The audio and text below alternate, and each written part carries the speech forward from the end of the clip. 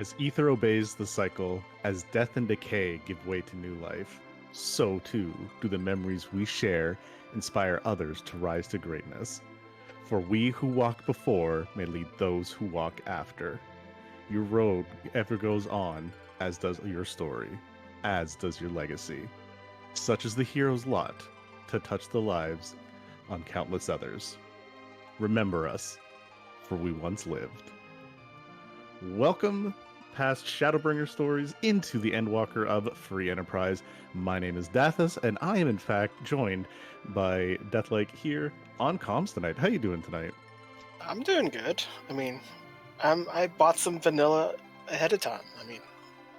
You are the Vanilla King, right? I am in fact part of the Triforce of Vanilla, so I will take the Vanilla of Courage monk here, but yes.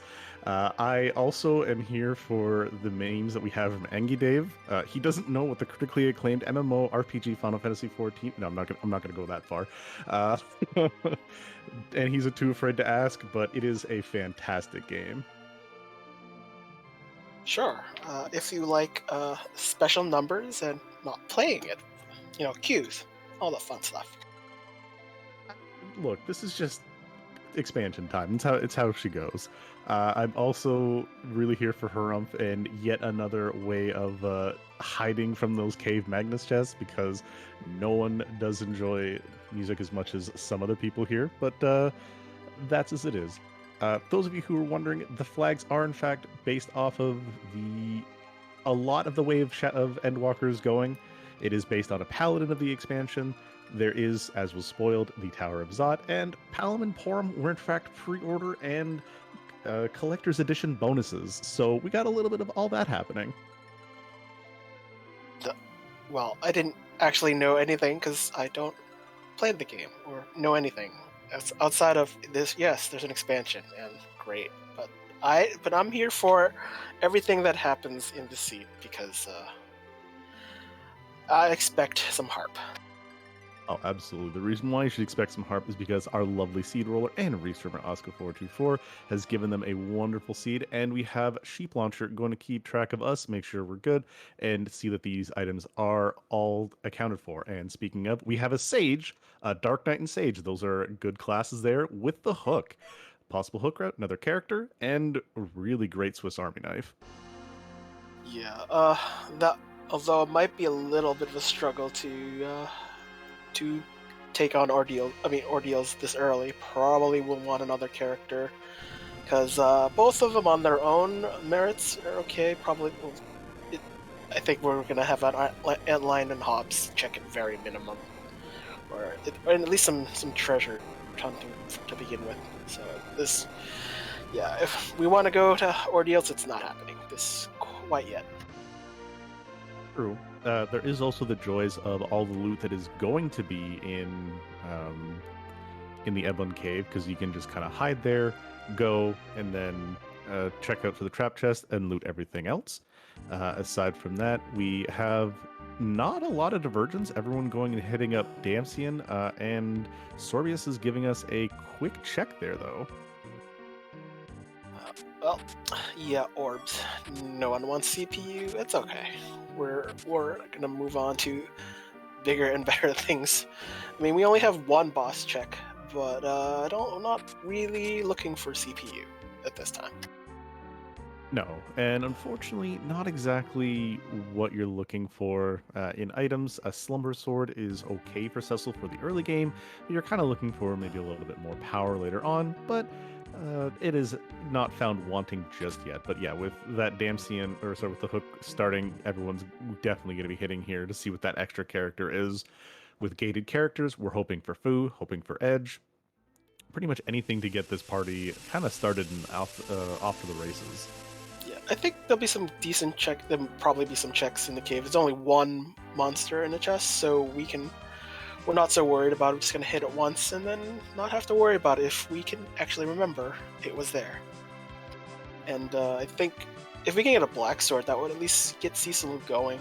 But the character check is way more important, so this is worth the time to get the free character because you just got the hook and you might as well use it. Absolutely. We also find some Bacchus for sale, and we additionally find some coffins. Not a bad shop here in Evelyn. Probably the place you're going to be coming back to for some more things. We see a Gungnir spear as well. So if we find a cane and we don't find anything decent for him, not the worst. Additionally, as pointed out by our tracker, we also have tiaras for sale. If we can find the money to fund those, going to be a very nice pickup if we happen to find Rydia or Rosa, or even Porum. Well, we're required to find a Porum, but you never know if it's now or later. So, but we're going to pick up one of. Oh, and then a black sword just appeared. So there's a good. It's at least Cecil isn't going to be complete garbage this early. We'll be contributing. You know, he's helping. Absolutely. And we do have a cane. As we were speaking about that Gungnir, Cave Evelyn is going to be a Dragoon Haven. If we can get the money to get for it, that'll be great. If not, we at least have a Flame Spear. So that's going to be okay to get through this mid to early game. So Black Sword, Flame Spear, and the Lilith Rod with all these karate shirts going on. You've got enough to get you through ordeals at the very, very least. Yeah. I mean, there might be some terrible things.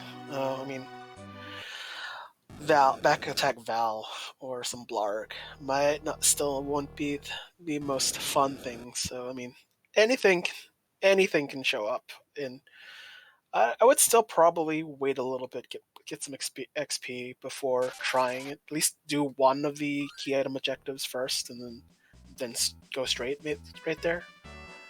Yeah, a little bit of XP on Kane's going to go a long way. That Soma drop's really nice for Tella if we have to eventually do a D machine grind.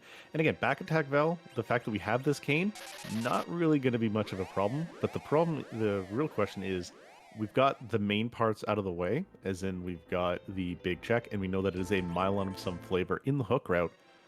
Where do we go next? The world's kind of everywhere, and with Tella for the escape, or exit, we can kind of loot anywhere. Deathlike, if you're gonna start the seed off, where are you starting your looting? Yeah, it's probably just the same as most of them did. Just do Damascene. Just you're there. It's right there. It's free, and I would, but I don't know. It's I think just if it's a convenience check, you might as well check where you're thinking of going. It's just why not? You're there. Save time. There aren't any there's no bad checks. It's just do you want to go out of the way? Like, do you want to go to Eblin Castle when you can check the rest of Cave Eblin? I mean, you don't have to, but you can. So I mean, if you do one decent check, I mean, it should be worth it. And then you won't probably. And if you find your burr through maybe one of the trap chests, then you're pretty much set for most of the seed, anyways. At that point. Yeah, absolutely. And there's trap chests aplenty. The nice thing is we also do have a mute daggers. So if we do want to go check those Mad Ogre chests, those are going to be really easy for either Kane or Paladin Cecil to handle. But we also have a very nice pickup in the Grimoire here in what looks like Antlion Cave. So any AoE bosses that we can find early on that we can just kind of wash away, hopefully with a decent roll, because we're kind of looking for basically not Chocobo in that aspect. We're going to be here for a hot second. How long do you want to be for this check? It's a grind. It's not the grind you were looking for, but we'll see. I mean, this is... I think with the Black Sword, you can just hit A to win for the most part and not worry about it. I mean, you should be able to do enough with Black Sword and a Flame Spear. You should be good enough. I'm not worried about that. I mean, it could be worse. It's not even in the worst, one of the more terrible spots. So I'm okay with this.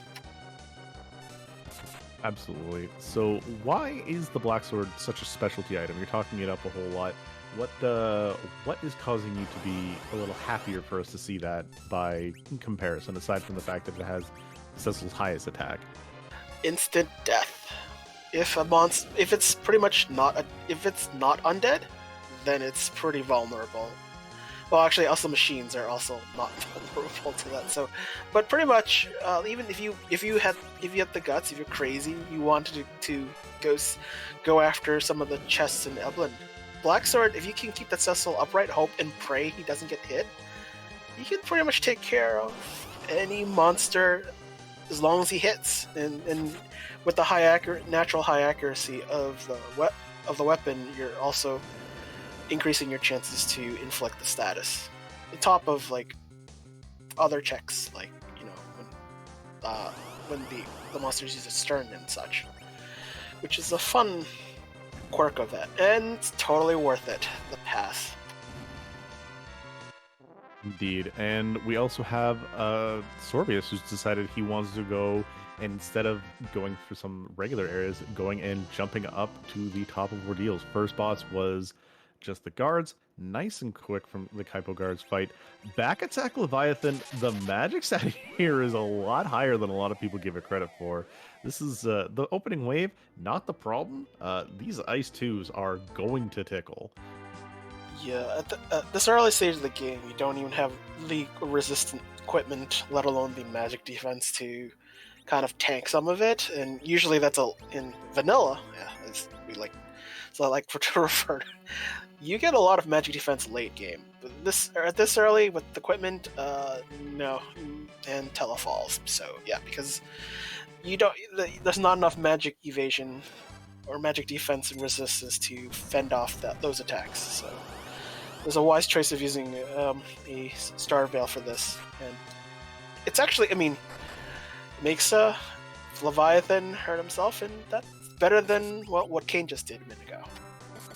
But speaking of things you like to see, we have vanilla, and we have a requirement.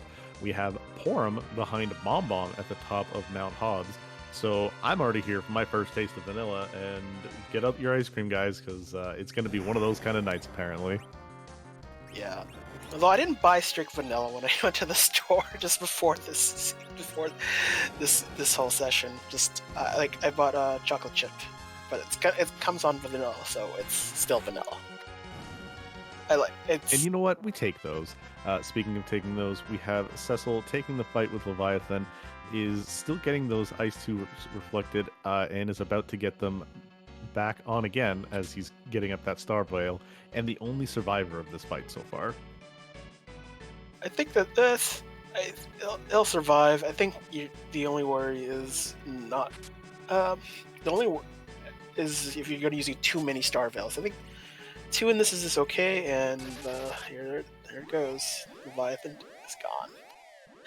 It's on his way to becoming a paladin.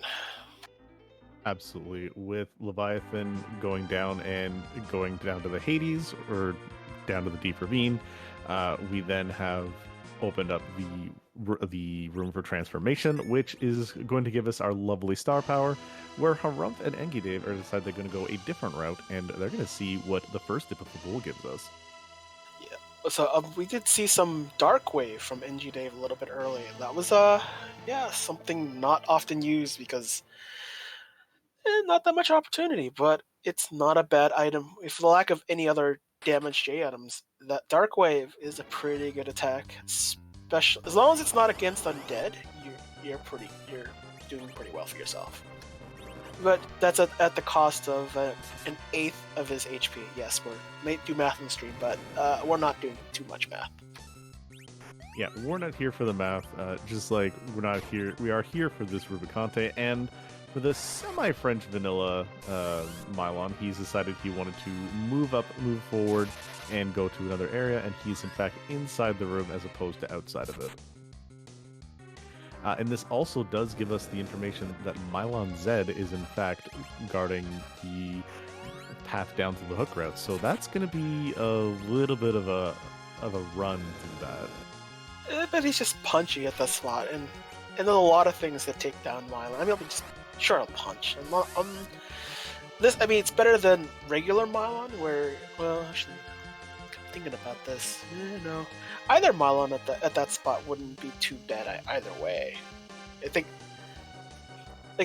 this version would probably be more annoying though, just because you'd be getting all the counters, because any damage you're doing to This version of Mylon, well, he likes shocking. He likes to shock you. Well, that's all he does practically, like 90% of the time. Then the occasional punch. That's the least, but he takes care of that. Sorbius takes care of that. And what was the item from the? As I say, a little bit less shocking, we do happen to have an adamant coming out from our run through in defense of Fabul. The Assassin Dagger is going to be a fairly decent item to find in the Ordeal's room, because that's going to let Cecil handle knocking out any enemies that are still proc of it. So handling those trap chests is going to be just as easy as if he had, say, the Black Sword. Just a shortened weapon now. I'm not a huge fan of the Assassin Dagger with the low accuracy. The chance to proc also is again still affected by your accuracy. So, and your attack multiplier. So if you're kind of essentially double rolling, one to do the damage and one to proc whether proc the death status, which in this area was still in Mauer Gales, will kind of practically do nothing on any of these monsters. But that's okay. I would like to counter that with the fact that you also have yourself Atella. He stops any enemy that's weak to death, and then you can have the swoon trigger that way. If the enemy's ATB is set at 0, it is a 100% hit rate. So you have that nice little interaction as well. Yeah, stop is pretty strong. No matter as long as assuming there's no, and most monsters don't have the boss bit. Stop, hourglass is there. They save your behind pretty often for a grind, for anything that goes horribly wrong. Try an hourglass and you should be able to survive what's left. Absolutely, and we see our runners converging and also leaving around the same time. Here up on Ordeals, we have Engi Dave going through that first fight, usually the swoon procs, as I mentioned before, whereas Rybon is getting the lovely news that Ice 2 don't mess around in this section here. Yeah, that's well, I mean, it's not, at least it's not the other noodle, so I'm not so concerned compared to the other noodle. This is it's fine. Actually, in this instance, it's probably better if you had fewer characters, because you want the ice reflections to happen and consistent with one character. Well, ideally not on a character that you probably don't want to gain XP on, like a Cecil, but less targets to worry about. But it is what it is. Yeah, ideally you'd probably want to keep this Porum up, or even just the Cane, so that he can gain the experience. He's not someone that you want to be slingshotting, whereas Porum is, she can kind of benefit from slingshot, especially after she's gotten Berserk. She can kind of stay down and not get experience and be okay. Aside from that, having the two of them up is not a bad idea. It's just, again, it's how many resources are you wanting to spend in and put through here. Life ones and such, not really a bad call from one of the twins, although you will swiftly be getting through any and all of those resources. But yeah, Ice 2, not what you want to see. Rybon, though, did like seeing it, gets through that Leviathan as well, whereas we have Harumph and Engi Dave going through it, and Sorbius is taking on some early trap chests. It's a huge gamble there. In this seed, we are limited to 4 characters, so we are not doing a slingshot. And plus, there's a 50-50 chance of death or paralysis, and well, death usually happens. At least I always feel that way. I know it's 50-50, but it feels like 80-20. Death is happening. Yeah, Blister is, as they say, what it is. I agree with you that it is a different percentage. Unfortunately, Sorby is taking a rough wipe. Those trap chests, if you haven't stopped them or aren't fully prepared, they're really tough at these lower levels, and the fact that he's going and making headway through is really impressive. But the loot in here was good enough. I saw a Drain Spear, which if we find an edge is not bad, or if we want to do some Drain Venture strats, not the best spear to use for it, but still not a bad one. Sorbius is taking this fight on again, though, and I honestly respect the hustle.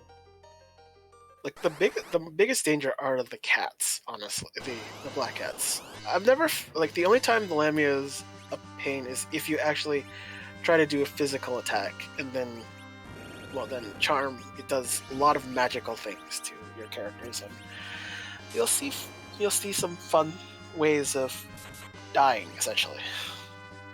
I think it's also pretty interesting interaction as charm on a monster just runs their charm script, which isn't always punching themselves. That's one thing people should really be mindful of.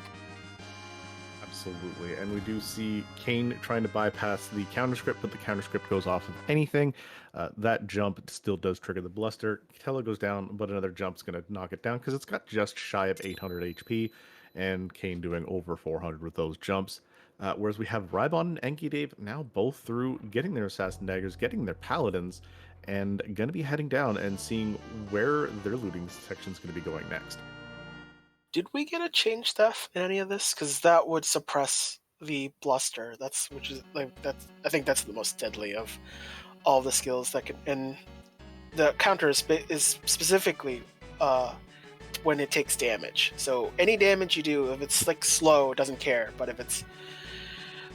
if it deals 1 HP, have a nice day. We'll see that counter happen, and at least what did we get from the treasure? I don't think it was. I think we saw a samurai bow as according to our tracker, so a nice pickup if we wanted to make Cecil into a temporary archer, but we don't have any good arrows for him. Still good to help back row glitch him. We do have those Medusa arrows that can put to some use if we want to do so, but if we want to have that on as well as we have the Assassin Dagger.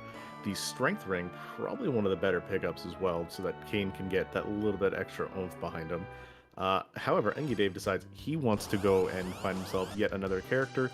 We have a summoner, one of the classes ever reworked, and Rydia here sitting in Baron Inn having a drink with Antlion, who is away from his home on the moon.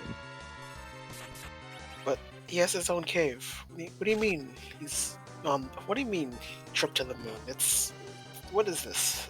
Is this? So there are many memes that we have here in Free Enterprise, and a lot of the big one that a lot of people have been mentioning is that we've been finding Antlion a lot on the moon between community races and other races, just for the randomized location. So we've said that instead of him living on the blue planet, he now has made a permanent home up on the moon, and this is where he is. So you know those things we were talking about saving the Star Veils for? That's a Golbez. That's exactly who you don't really want to see. Yeah, I'm sure he most cheerful guy in real life. I'm sure, and some wonderful cosplay by one final boss. But I don't. Golbez is a fun time, because you have to be really precise and trying to survive that battle, especially at certain spots. At this spot, probably not so bad. I don't believe the karate spot has any magic powers, so not worried about the damage. More worried about trying to just take out enough HP so he can go on his merry way. Absolutely. Another problem with that is that this is an extremely slow location. So that Golbez will not get a lot of turns off to cast his spells, which is very nice, but it also takes, as we saw, a long time to get to this point where we can get get Kane to try and jump over things. Doesn't happen very well, so as you see, instead we only have 2 people up. Those viruses hitting for 100, which is a lot for that Cecil with 300 HP, but not a lot if they had full HP going in this. Additionally, Sorbius only finding an apple from one of the other trap chests, but we do have Cecil here and Kane ready to take care of these mad ogres, which are also mages. Yeah, they're mages and giants. That's kind of a weird combination. They don't have any magic, but they have the best magic, almost perfect magic defense stat, which is kind of strange, but okay, that's fine. We'll just take our time. And they also have a little bit of wine behind it. Rybon also getting that samurai bow again. Nice to have. If we had some mute arrows, would make it so that we could have double mage killing weapons right now. But instead, using it to throw it onto the Cecil so that you can back row glitch him.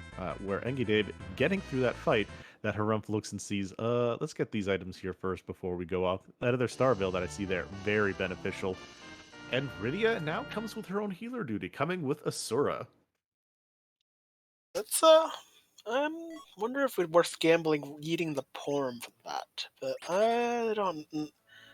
I depends. Let's see what this is. Oh no, it's a straight eat. Oh well.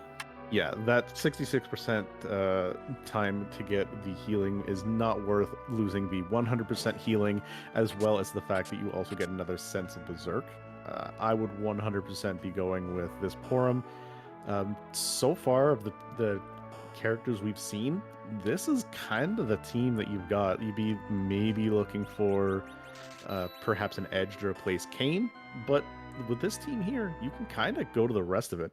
Sorby is pulling out a really nice item, though. We do have ourselves some Artemis arrows chilling out here. So Samurai Bow, Artie arrows, that's your egg killing kit, or even if you have to, it's going to be how you can handle even some King Ryu's on the moon. I see that as perfect Porum killing material. That's what it is. But Sorbius hasn't done Mount Homs yet, so it's kind of because you need. It's probably better off to get the extra character, but maybe you don't. Or has he even thought of checking it? Just it's some. I mean, you have 2 character checks. You kind of need to do it. I mean, I don't That's know. very possible. Also, Sorbius has finished looting Eblin, and you're right, that is a murder porn setup. We do happen to have a heroine robe, samurai arrows, samurai bow, and Artemis arrows. But we also found yet our second instance of vanilla. That is vanilla Demist. This is a Demist turn-in, and this can kind of dictate whether or not we're going underground. And the answer is a ninja blade. You find yourself an edge, you're in a good spot. But that hook route looking pretty required right about now. Yeah, I think. I mean, we don't have other than. I think where everybody's about to probably do mostly the same stuff, so that hook route probably needs a pre-grind. So if so, from I think for most racers, probably worth doing the Eblin Cave and Eblin Castle checks just to get the XP to move on. But I, I would at least say that I mean Mylon. Oh yeah, it's still the surprise is always at the Queen Eblin spot. So I mean, anything crazy. There could be crazier things, I guess. I'm not concerned about the Mylon spot. I'm just concerned with what's at King Queen Evelyn. Absolutely, that Mylon is really nothing to be worried about. It's what you're gonna have to get through to get to there, and you're kind of not quite lacking on damage, but your main damage is kind of this Drain Spear Cane. A little bit in maybe if you want to put Heroin Robe on Porum and kind of go that way. Our damage is very middling right now. The worst thing that we could see would probably be, I'd guess, Evil Wall or Baigen sitting at that King Queen Eblin spot would make things a little rough. But right now, yeah, we're kind of hinging all of our damage on Kane or maybe even what we can hopefully pull out from the underground Eblin Cave and the top of Babel checks. Yeah, I think well, I mean, it might be worth just even doing the quick grind of the 4 Mad Ogre chest in the Babel, in the that section of Babel.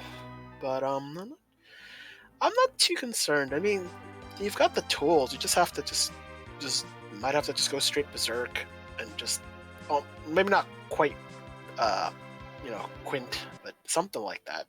Tell probably is going to be the emergency healer in that, but I think it should be okay. I think the damage is we can find better damage, but we're gonna have to probably do at least do some minimal grind through chests, and worst case might actually have to take an actual encounter, which not the worst thing, but those there have been worse seeds, and this is probably not one of them, but it can change pretty quickly especially if we get an early darkness, like I don't know, like in the freebie Feymarsh chest.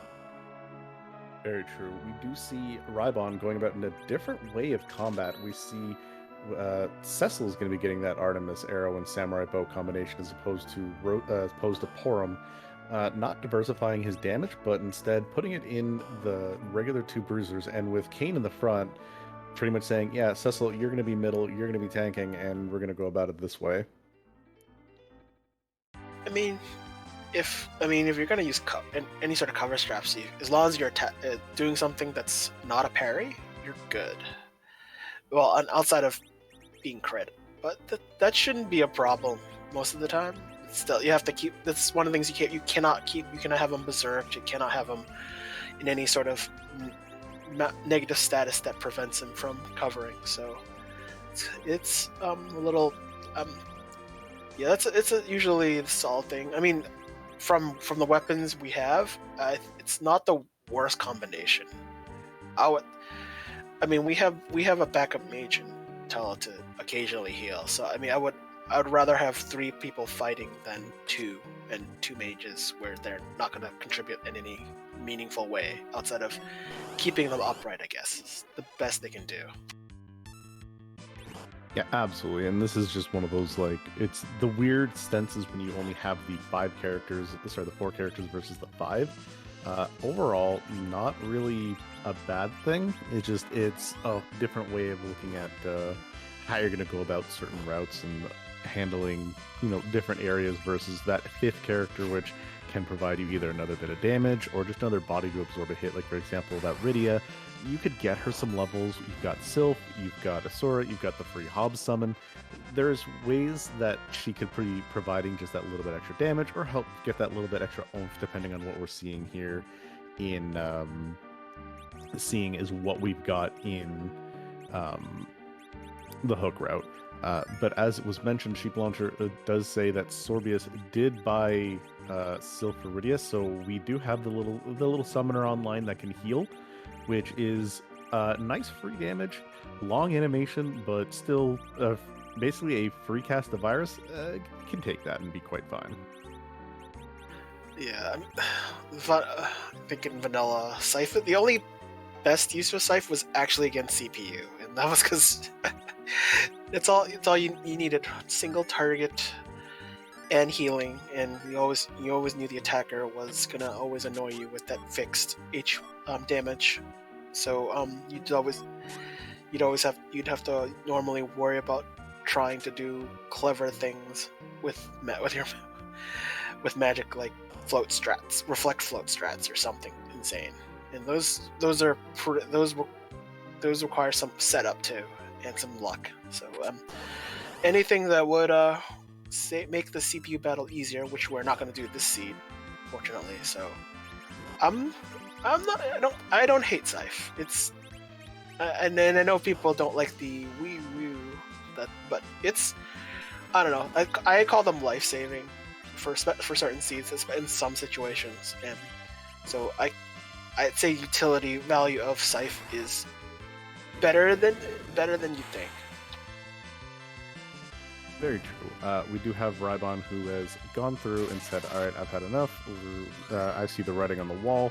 Let's get some stuff out of here. Maybe pick up this Gungnir for Kane.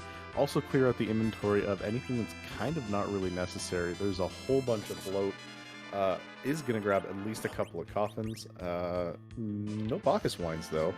And Sorbius is also currently fading Antlion Cave, but once he sees the writing elsewhere, I think he's going to be taking the run over there soon. I mean, yep. Not many other options.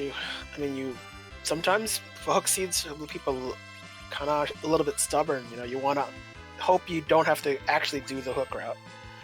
But since you've already gotten the character, you know it's a Mylon. It's Mylon Z. So maybe take a little bit of time to do it. So just get yourself prepared for it. True. But also another thing that Sheep Launcher pointed out that I missed out on as well. Rybon hasn't defended Fabul, so is gambling on this hook route check.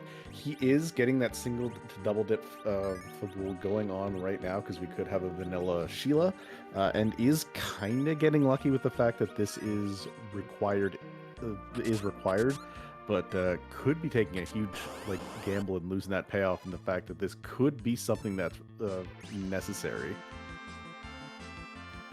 Sometimes waiting for Bull isn't the worst thing. I'm not against it. I mean, the reason why you want to even do for Bull is the free healing both before the start of the battle and after. So sometimes maybe you want to use it later. It's not that it's some the free healing is free healing, especially when you get it twice.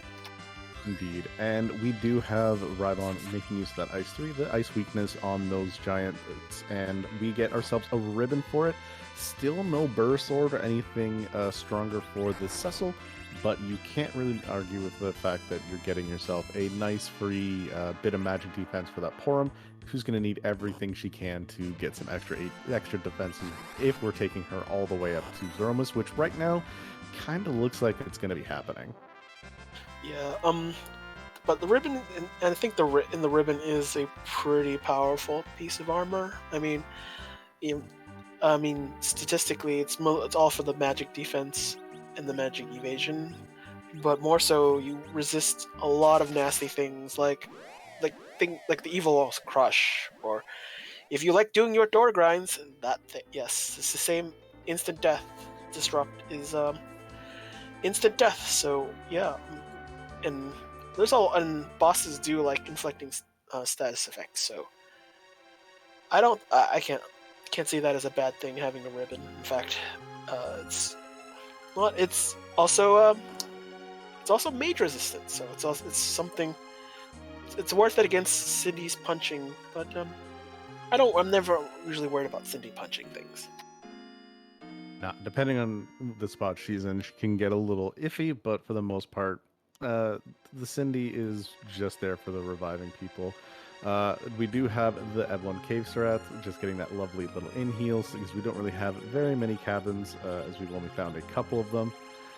And Rybon still hasn't found any real item of note, and still hunting down this elusive trap chest, which looks like it is going to be in the very last place where you don't want it to be. It is going to be in the exact same room to see where the evil wall is going. Sorry, where the Queen Evelyn spot is. So you kind of want to find a little earlier, but at least getting the save in case it's a whammy or a bad spot, bad bit of items, or you get somebody who didn't get experience.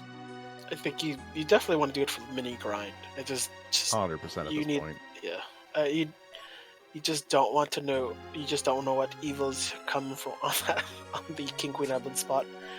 Seeing, I think of all the bosses, Baigan is probably like secretly devastating in a lot of spots where punchiness is a thing for that spot, or not known for that spot, because some bosses do not ever punch, but for whatever infinite wisdom for the developers, they just they don't balance them for that. But who cares? You're gonna be hitting them even more punchy at those spots than a normal boss that is normally punchy at that spot would be. Absolutely, and Kane hitting off everything except the back row with that one tap. Again, the loveliness of the daggers is that they do have slightly less accuracy than most other weapons, so low rolling a couple of hits here, but still making very quick work of these fights.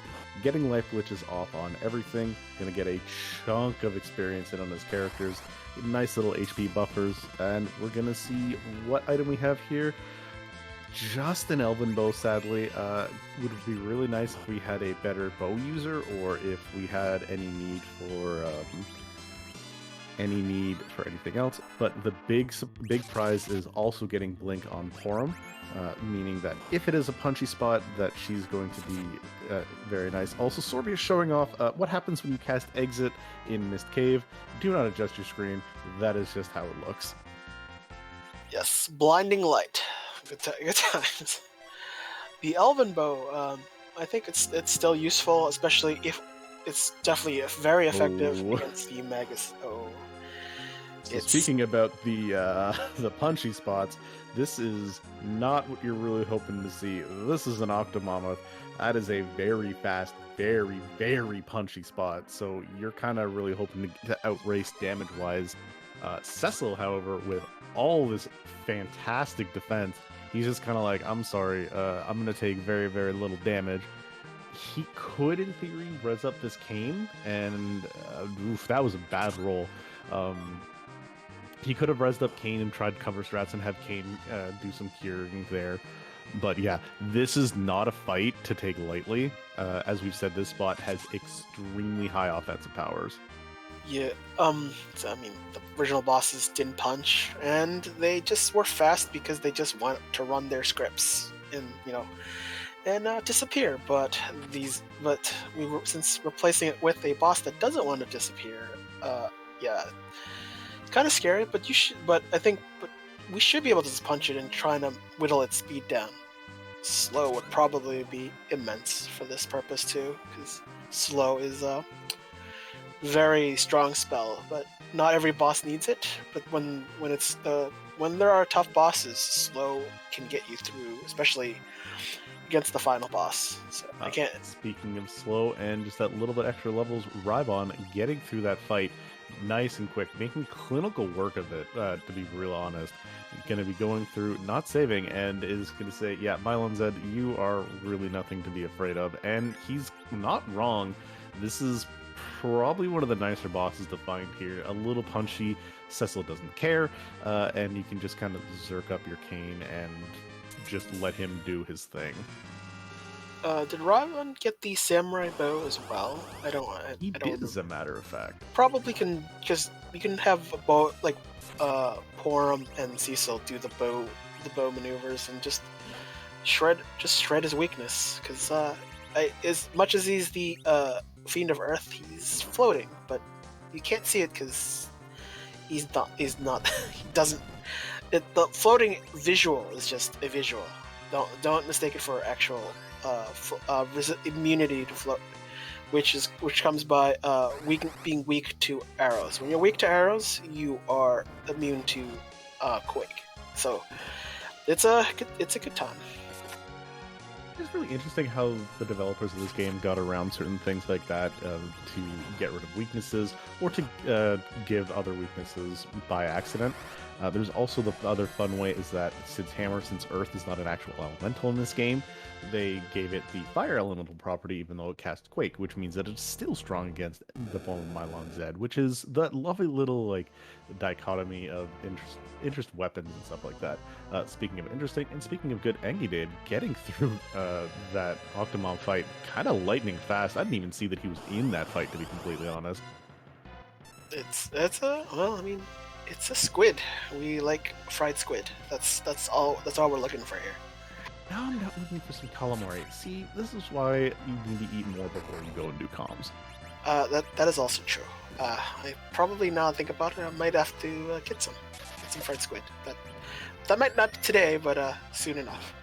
Indeed. And speaking of getting some, Rybon has gotten himself through that fight. We got some crumble, and we have our first runner underground at about 41 and a half minutes. Not really that bad considering we've had to full clear the overworld and we have 3 key items to show for it. Yeah, it's fine. I mean, it's not even a terrible loss. So I mean, we're going pretty fast. So this is pretty good pace, and might hope for a peak of the boss. It's Dark Elf, so that's a gimme. That should be. But also can be a bit annoying if it constantly spams the piggy status, especially on your mages. If you've got a ruby ring, gonna make very nice work there. But aside from that, you're not really worried too much about pretty much anything. We see on Engidave's side, we just have Cecil not even doing attacking or anything, just letting Kane with that flame spear doing all the work. It's fine. Let Kane do all the work. Yes. He doesn't have. If he's killing the Mylon, he's not betraying you. That's all.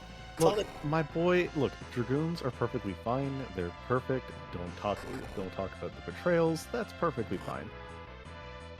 I'm only here for jump. I'm maybe not push me to jump, but I'm here for jump and the virtues of jump. So I'm pro jump, even if Berserk and Avengers are a thing. But jump is really underrated.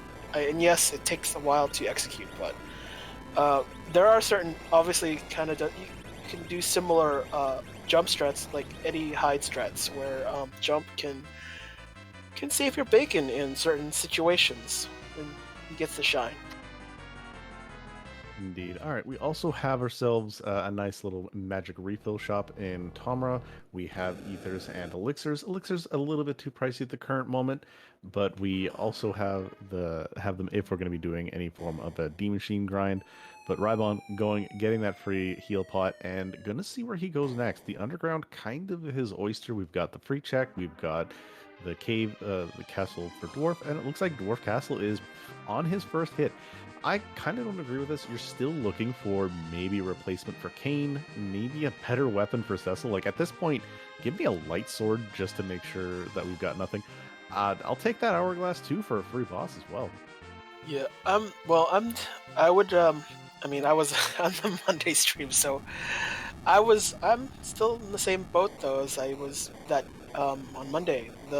You want to do it for the character check straight up, just and I mean you can also do the boss checks as well. So it's more appealing because you do want to get the character check away, especially and we are looking for the black mage, so for Palom. But we're probably not gonna take Quake Kid though. But that's not the end of the world. But we need to find Quake Kid, and this is probably a decent shot of getting Palom. At this point, I think you're still early enough in the seed that you're gonna want to maybe grab that Quack Kid because he can sort of pull off some okay utility now. You could replace Kane with him and do hybrid strats. You don't really have the weapons to justify Kane at the moment. Like you've got a Gungnir Spear, which is serviceable. Cecil is always just a good pickup even if like the best weapon he's gonna find is nothing great. But yeah, we have everybody pretty much underground. 1 hour 44 minutes, and or sorry, 1 hour 45 minutes. We have pretty much everybody going underground. We have our first Lunar Sparkle. This is the Pale Dim. This is a good fight for you to be finding early on when your weapons aren't exactly elemental and when they're not great. Is a dragon, is going to get real hit by these Artemis arrows, and generally is very friendly to this melee heavy party. Yeah, you really do not want to use any form of magic unless it's nuke, and even then, you probably have nuke, so you're probably using virus, and that should be fine. But using any sort of elemental magic, other that isn't wholly based, or using a summon, you're gonna there are ramifications, and it's not worth it. So just punch it, and the worst you can do is slow you down, which is what he does all the time. Also for Rump giving us the inventory boss as well as a check on the job dwarf. I didn't see what it was, but I did see very important item. We have a dwarf axe there. We can back row glitch arcane now and don't have to worry about what he's fighting. Speaking of fighting, Engidave and Rybon both making very short work of this Pale Dim, and our first look at the second boss behind Dwarf is the Evil Wall. Low HP. Oh, and I was corrected. He didn't check the job dwarf. He checked the other dwarf.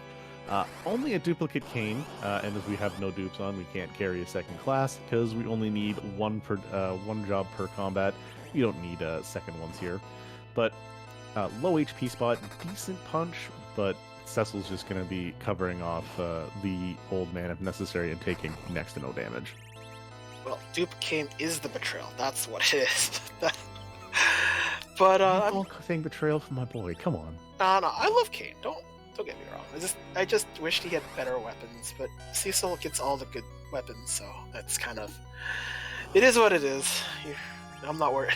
I'm not worried about Kane.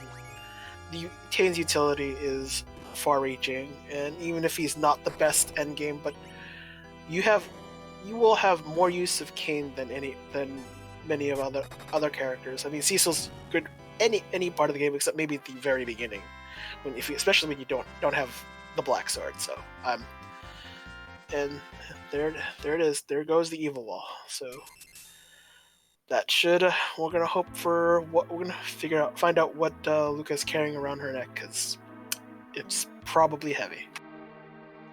I mean, at this point, we've got so many items out there. It could be something heavy. It could be the nice little gem in the sand ruby. It could be a rat tail. It could even be the vanilla Luca key. There is a whole bunch of items that could be hanging around her neck, or it could be yet another whammy, and we have a whole bunch of trials to be going through. But we do have Rybon through the first fight, Pale Dim showing up on the other side, and the key item of choice today in greatest fashion is Darkness Crystal. So that means the world is our oyster. We have pretty much access to everywhere. Yeah. Well, we still need to get to the key items to get to them, but yes, everywhere is accessible. I think before visiting Mysidia to raise the big whale, we will definitely want to check the Feymarch item before we make that trek, and see if the Magus Sisters is one of the possible boss battles. Maybe Magus Sisters at Jura spot, or even was it Mass Moon Altar Ogo spot? That would be those would be fun times. Yeah, the Ogo spot may be my least favorite spot for the Magus Sisters to be because it is fairly punchy, magic stat fairly high, and it's really quick. So that's all sorts of fun. We have some chats saying like, "Oh, where would some fun bosses find? Wouldn't it be fun if Magus Sisters were vanilla and the Earth Crystal super buried? That'd be good. Magus Sisters at Elements, Sisters at CPU. I mean, our lovely restreamer is just giving all sorts of evilness, and I want to give it again another shout out to Sheep Launcher for keeping us pure and keeping us on our toes for if we miss anything." As well as my co-commentator Deathlike here giving up and keeping me in line and giving us some good stuff. As well as we have Angie Dave jumping down and checking to see what's in the Feymarch freebie. Yes, this gotta have the ship running on time and perfect, or at least close enough. And that's probably good enough standard. Oh, there it is, Earth Crystal. So time to maybe we'll probably do Zot before we go up there. Might not. I don't think we're in a total rush to get to the moon unless we want to do the character check early. I don't. I'm probably wanting to do the Zot check anyways. So maybe we'll take the detour now. After we see who's at the King Queen spot. And yet more lunar sparkles. So no, we don't want to find out. It might be Wyber, it might be Ogo, maybe they're great together at the King Queen Feymarch spots. Absolutely. Not what you want to see, but it could. I would definitely be saving and seeing at least what those two bosses are because the knowledge of what is out of the pool is pretty big. We've only seen the one lunar sparkle the two lunar sparkles. We have Pale Dim out of the way. I think we saw another one. No, those are first lunar sparkles. We only have one out of the way. Knowing what those two ones are is very big for how we're gonna go through the rest of these seeds. The big question is where are we gonna go from here? We have the Sheila check to go through. We have Zot, which those two are kind of side by side and really kind of give you where you need to go. As for Rump getting his Darkness Crystal as well. As a runner, I'd be kind of just be like, yep, let's just clear this out nice and easy because we have Zot. That's two character checks. That could put me into go mode, and I'm just a grind away from finishing. Yeah, I'm partial to Zot, but I wouldn't. Because you have to do it. So, and maybe maybe we're fading literally the Scythe check. I mean, not everyone's NG days skipped it, I think, but Rybon is doing that. So I mean, but definitely, I think this is definitely going to be heading to Zot first, then before we do Darkness. I think that seems, at least from a pathing, that might be more optimal. Than I can't think of anything better. I mean, there aren't too many options, ironically. Oh, but And Engie Dave is deciding he wants to do everybody's favorite game. Great Vast Treasury! Yeah, that game. It's let's see what we So get. far, it is inventory boss out of 11. Yeah, inventory boss is the time-eating boss, not just. I would be so very tempted to keep that Drain Sword because I also like to meme the last boss, so you can do Drain Venger strat, which is just a chef's kiss time. Rybon, though, hot on his heels and going to be giving us a better look at this treasury over anything else. So far, I see Life Staff. I see another Drain, a Protect Life Staff. This is kind of like mid-tier weapons out of 10. Solid 6.5 in my opinion. The Protect Life Staff, really good. The Drain Sword, I think it was, I saw as well. Additionally, another Samurai Bow. Good for archers. I'd say Life Staff out of 10, maybe. It's kind of it's mediocre. You're giving some better stuff for Porum so that she can actually survive the big bangs at the end, as well as making so that Tella can work as a serviceable healer. So that's why I'm looking at, kind of I'd give it a little bit of a higher grade, mostly because of what you're looking for at this point in the game. If we had gotten a better weapon for Cecil, maybe like a defense sword or something along those lines, it would have been more acceptable.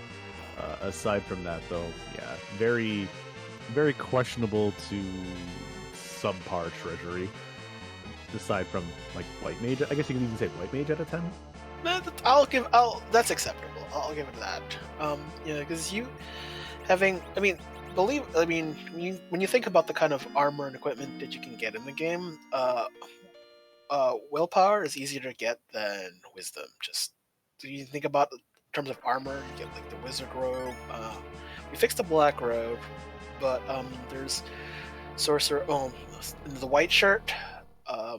There's just a lot more, I would say, willpower gaining stuff. So it's armor is typically a little bit more white mage, a little bit more light mage heavy. So, Indeed. And you want Tella to be useful, so you want him to not miss casting Blink or Berserk. So yeah, you don't want to suffer from Tella life.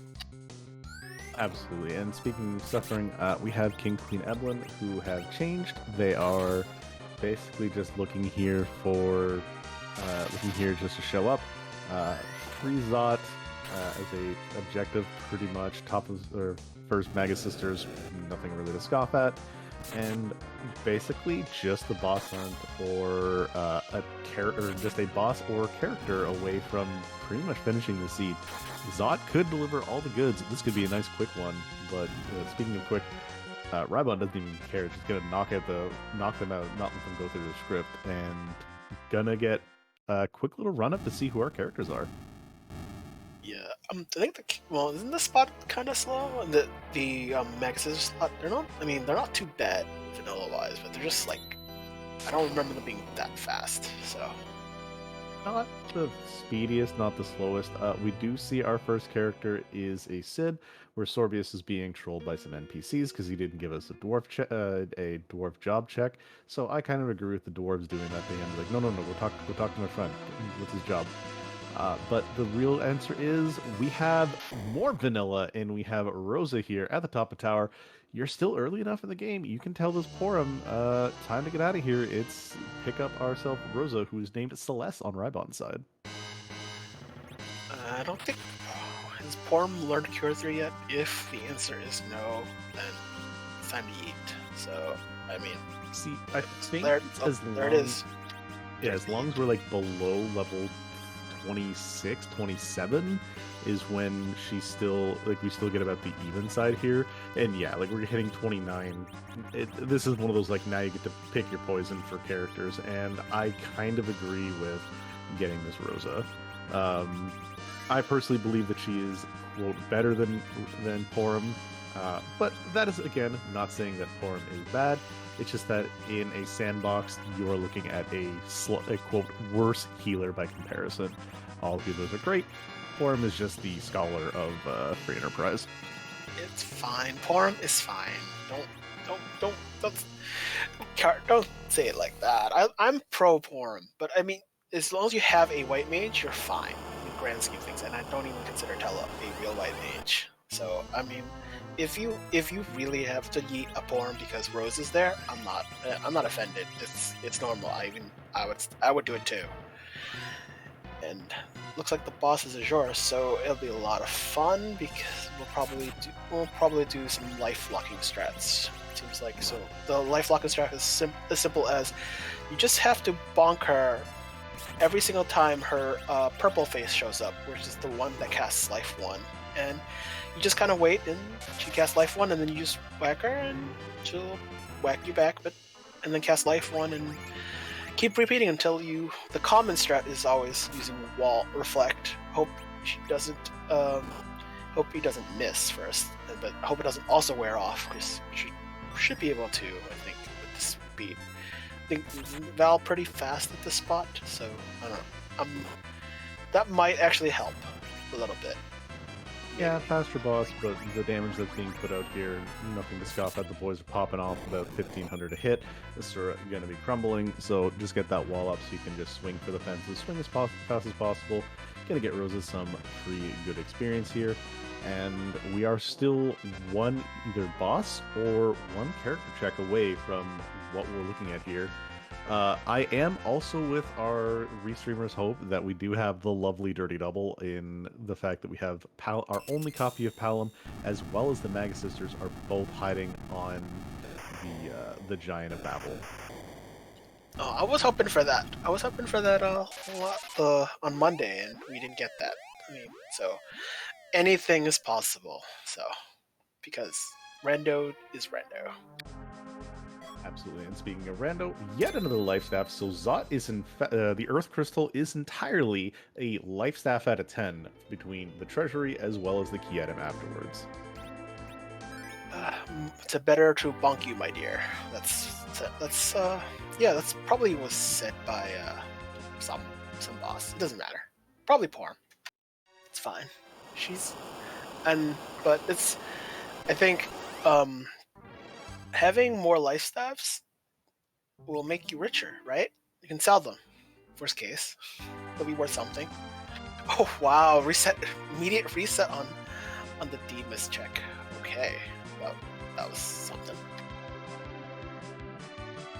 I mean, the Demas check in and of itself, nothing worth it. It's a ninja sword. We have no edge, and we're kind of like looking out for maybe him to replace Kane, but that's really about it. And also, I would like to give a little bit of a comment while we have characters doing some running through and retracing each other's steps.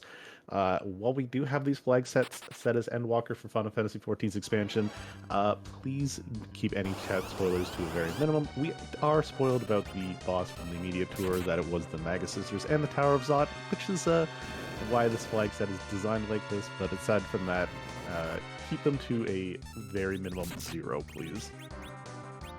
Yes, you don't want to surprise everyone. People want to watch the VOD, just because some people don't want to be hinted at who won or what happened, and some people but this we can't go back in time and time travel, but at least we should just do everyone else a favor and just you can share it happened, but what happened? You get just tell them to watch the VOD. And it looks like we're going to the moon at this point for NG Dave. I mean, NG Dave is now just a single character or boss hunt from figuring out what's going on. The question is he going to be doing the boss hunts up here on the moon and hope for some experience? I would kind of hope for a yes. We do have the no sirens available in shops, so the only way you'd be getting them is through stealing them. Yeah, that would mean we don't have an edge yet, but maybe that might change. I think we're gonna I think ultimately we have a Tella, so he's gonna be whatever we grind with. Tella is gonna be the first option, and it doesn't necessarily have to be doesn't have to be D machine, but there are things that weak can hit, and weak is pretty strong no matter unless the target is a boss bit, which most grinds won't involve it. It's I think we're not. I'm not worried about that. We have to just see who is at that spot. I think that's and probably maybe Chi check at Value Cave, which is probably. I mean, this is one of the last few spots on the moon where you know what it is on when you see it. Speaking of Value Cave, Sheila, as usual, is holding the goods. That is the Legend Sword. That is the entirety of Forge coming from the tower, coming from Eblin. So what we do have is we do have an Excalibur, but the biggest thing we have is that we have ourselves Go mode for Engidabe. That is Palom. He has the Earth Crystals. He could just go go complete Zot and be done with it. And we have, or no, sorry, has completed Zot. He just needs to conquer the vanilla ribbon room, and we are good there. This is, ooh, we are solid. Oh, this happened on Monday that Porum was on the moon, so it's yeah, it's perfect, right? So they're twinning. Oh yeah, and the last objective most runners did was the ribbon room. So yeah, it just works out. The really nice thing is Cecil now has an Excalibur. We do see ourselves some Mausoleums for sale, and I see another ribbon and some more life saves. So we have some good items here in Coco's shop, if necessary, to give some ribbons to other people. But the big thing is that Artemis bow. It is going to be, yeah, this seed is full of life, and we are full of a jet seed in the fact that we are an hour and 4 minutes in. We're in no mode. It's very soon to be in go mode. Yeah.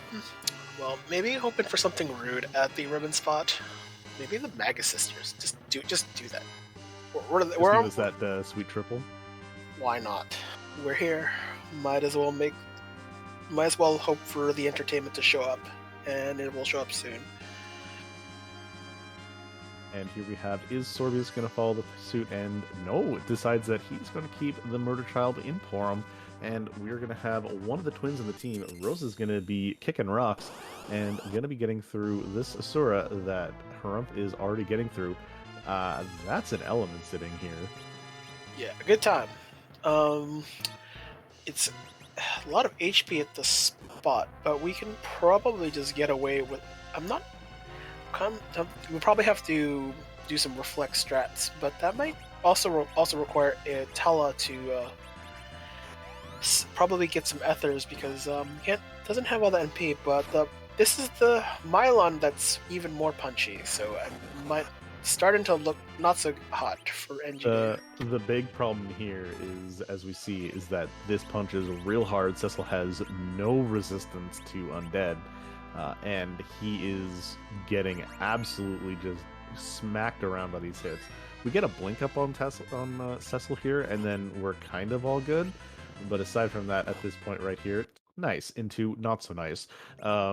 Cecil gonna be eating dirt, and this is where sometimes you need a few levels before you're gonna be fighting some spots. Yeah, this is where what's the strongest armor we can put on these characters right now. Yeah. It's one of the few times where I know we're trying to jet seed things, but sometimes we want to be prepared, and it's never a bad time to upgrade your equipment before a boss fight. It's just and the other problem is that Rosa hasn't learned Blink yet. I mean, she's only like level 16, so I don't think she's learned Blink. Should be at least be a contributor, so she's not quite as useful as she could be possibly. Speaking of usefulness, Rybon making use of a very useful flag set. Very useful bit of information we have within the Free Enterprise Discord, setting up for a D machine grind with the no encounters set that we have found out. So we are going to get some XP going on his side, whereas Harumph and Sorbius are going through and getting some more information under their stuff. Sorbius just getting that life staff. Harumph going to be getting that ninja sword, and not quite ready to go up and get these characters from the moon. Yeah, and your Dave is having a bad time. Probably should consider getting a level, or at least do an encounter. Looks like the plan is to slow elements down. Well, at least the Mylon form of the elements down. Yeah, probably going to go see who's the better anchor. At this point, this is where you start wondering, is this how I want to go about it? Going to be throwing on probably the Dwarf Axe just to make his agility that little bit easier to handle. This is a spot where you're going to be fighting some bosses on the moon for XP anyways, and this spot having the highest XP gain, maybe you go do some locations somewhere else, find an easier boss, get a couple of levels on your characters so that the Cecil can sort of handle it a little bit better, but also so that Rosa can get herself a blink. Yeah, I think even just doing just next door down in the plague room is probably a safer bet. So lower HP spot. Don't remember the magic at the spot. Usually not a concern. But the punching probably, because plague doesn't punch, but the punching would be something. And the XP isn't the greatest, but at least it's safe. Probably a bit safer than just trying to go straight out, trying to beat down elements without even Rosa having blink. It's miserable without having two white mages blinking. And a little bit, but we also have the probably worst target for that curse to be going up onto. Curse lowering your stats, but the equivalent of a curse ring is not what you kind of want to see, especially if you're going to be having reflected fire 3s go off. It is going to do some damage. We see that Cure 2 doing a little bit, but this fire 3 not to the strength where it could be, but still popping off just a casual 8k damage though. Tella's still doing his dangdest. Yeah, Tella's still solid for doing some elemental damage when you can make it happen, but it's also right. But it's right now pushing Cecil quite a bit. Just now we just got to get this Ice 3 off, which is not going to happen because Tella is going to take just a little bit extra damage. This is where we're in danger and recovery mode. I do really hope that we can get through this. That Fire 3 gonna be putting down Rosa, unfortunately. We can hopefully get Tella up with a cure and then Ice 3 this poor Rubicante down. If he stays down, everything's going to be fantastic, though. But the boss is too fast, and Glare is not reflectable, so it's not looking good. I think at this point, this is the third attempt, probably third failed attempt. So I think we probably might do something. No, we're doing it again. See, so while I am a proponent of sometimes you got to cut your losses, if you've watched how he's been handling this, Kane with his jumps are putting out a good substantial damage. You get your first jump with Kane.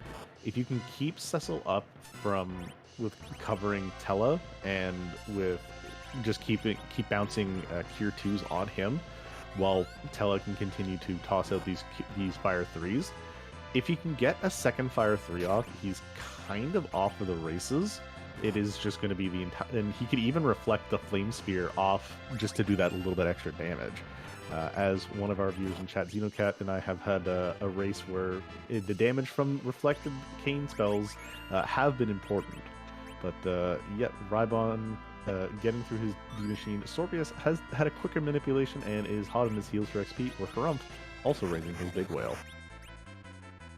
Yeah, I'm kind of the mindset trying to maximize the amount of damage. I mean, Reflect Strack's probably the safest. We just want, keeping keeping elements in Mylon phase is probably ideal, but the punches are still going to be the scary part because Cecil will be limited to be healed by Cure 2 potions. So maybe I should use some slow. That would probably help out a little bit. At least reduce the amount of hits provided by Mylon. The Mylon form, anyways. Cure 2 base spell power is not high enough, especially at this spot. I don't remember the magic defense, but it's too high for a cure to eat through. Yeah, Cure 2, as nice as it is, not the best in the world. This Rosa is probably better off just casting out, like tossing out the Cure 2 pots on Cecil, and I am curious to see how many Fire 3s it's going to take. With the 8,000 cast and roughly 32, it's going to take 4 spells, probably 3 with the jump that Kane tossed in, depending on how these rolls go. But it is going to be a slog of a fight to be at the very minimum. Yeah, this is a rare moment that you actually want to heal the curse off of Cecil, just because he's gonna be covering and he's gonna be taking more damage because he doesn't have the defense to resist. And there he goes. Yeah, unfortunately, with the fact that we have no crosses in our inventory and we also don't have the ability to cast heal fully on him, not much you can really do about that. And unfortunately, Kane goes down as well. Though this does remove the curse, but then we have the other problem of now you don't really have anybody to take a hit. So as we've seen, Enki Dave does have the setup for this and does have the ability to get through this. It is slow. It is not going to be the most fun, but it is something. But as we see, yeah, we said just maybe take another fight in the moon. We're going to be doing the White Spear Altar and seeing a free fight. That's what you really want to see. It is punchy, but it is a free fight to get experience on some characters here. This is probably the best bailout Angie could have gotten. Whereas Sorbase and Rybon just finishing his grind, keeps that Tela down. That's going to be your anchor. Whereas that is full life 2 up on Rosa there. That is a bunch of levels. That is 49 on Cecil. That's really all you're going to need. Rybon is set to go on this moon and go on a warpath. Yeah. The one thing about Water Hag, you still actually have to do damage. So Tela's miss does not count. Unlike that's vanilla scripted battle with Angry Tela versus Spoony Bard. Minor unfortunate. Rosa takes that last hit. She's honestly just at that little bit too much vitality to not get raised into critical HP. Hourglass 2, as well as a free boss fight sitting here in the element spot. This is something you do love seeing. Toss that Hourglass, get those instant death abilities going. You got yourselves a fun time and a free bunch of XP. There should be a number of coffins available, I think. If you're not, you can use Tela to. He's got 4 coffins, more than enough. Yeah, you're more than good. But I think Endu Dave is considering a grind for Rosa, or maybe going to the Wyvern spot. It's hard. It's kind of hard to tell. No, this is. I think this is a full-on backtrack out. But we have exit, right? We did Zod, so we don't need to backtrack. So could be backtracking towards one of the other bosses near the surface, which this is slightly slower than if you were to exit out, but it's still a regular way to go about it if he's going to be doing the Mirasame altar down. Oh, no, we're grinding here, I think. Yeah, was probably looking for the sirens that aren't in the inventory. So yeah, this is one of the more common spots to find the King Ryus, if I remember correctly. They're not the rare encounter; they're just a semi-uncommon. The rarest spot is the 3 warlocks. So but definitely King Ryu can be found here, I believe. At least. But the red giants, I didn't like the red giants, I guess. We do see her and we see a very free fight in Plague here. Need to get those berserks up real quick, but once these 3 berserks are rolling, they're going to be just fast enough. This is probably the best way to end, aside from maybe the Magus Sisters being here, best way to end this this Giant of Babel, because it's 3 free fights. 2 free fights, as well as a place to get your grind on. I'm starting to wonder if this was just done for the character check. Like, we didn't even do the free. Rabbit hasn't done the free check for the object for Palom. That's super free, and that was skipped altogether. So I don't know. Maybe we're hoping for Palom on the Giant. Yeah, I think this was a hope of it is a triple it's a 3-for-1. It's go one air. It's technically a 4-for-1. You get your experience, you get yourself 2 boss checks, and then you also get yourself the character check. So if this is where our duplicate Palom is, this is going to be absolutely wonderful. If not, he's going to be finding it eventually and getting the good news there. This is in fact just our restreamer's favorite boy, Freedom, into a little Edward that is like, hey guys, I'm a bard. I can't use a bow, but I'm here. And he's going, or I can use a bow, but we're still going to tell him he gets to sing his songs up on the tower of with the Elder. Well, we're eating Bardness, so yeah, I'm not. It is 0 ward. There's the official eat, and we have a moment where, oh no, we're staying here. No, Rybon's just landing so he can go no, with that's the right. crystal. Right. Yeah. We do have Engidave getting a couple levels, Rosa getting herself some Blink, and we are getting a few levels on this Tella. Gets a Lit Bolt for his thing, whereas Harump is also taking an encounter on the moon.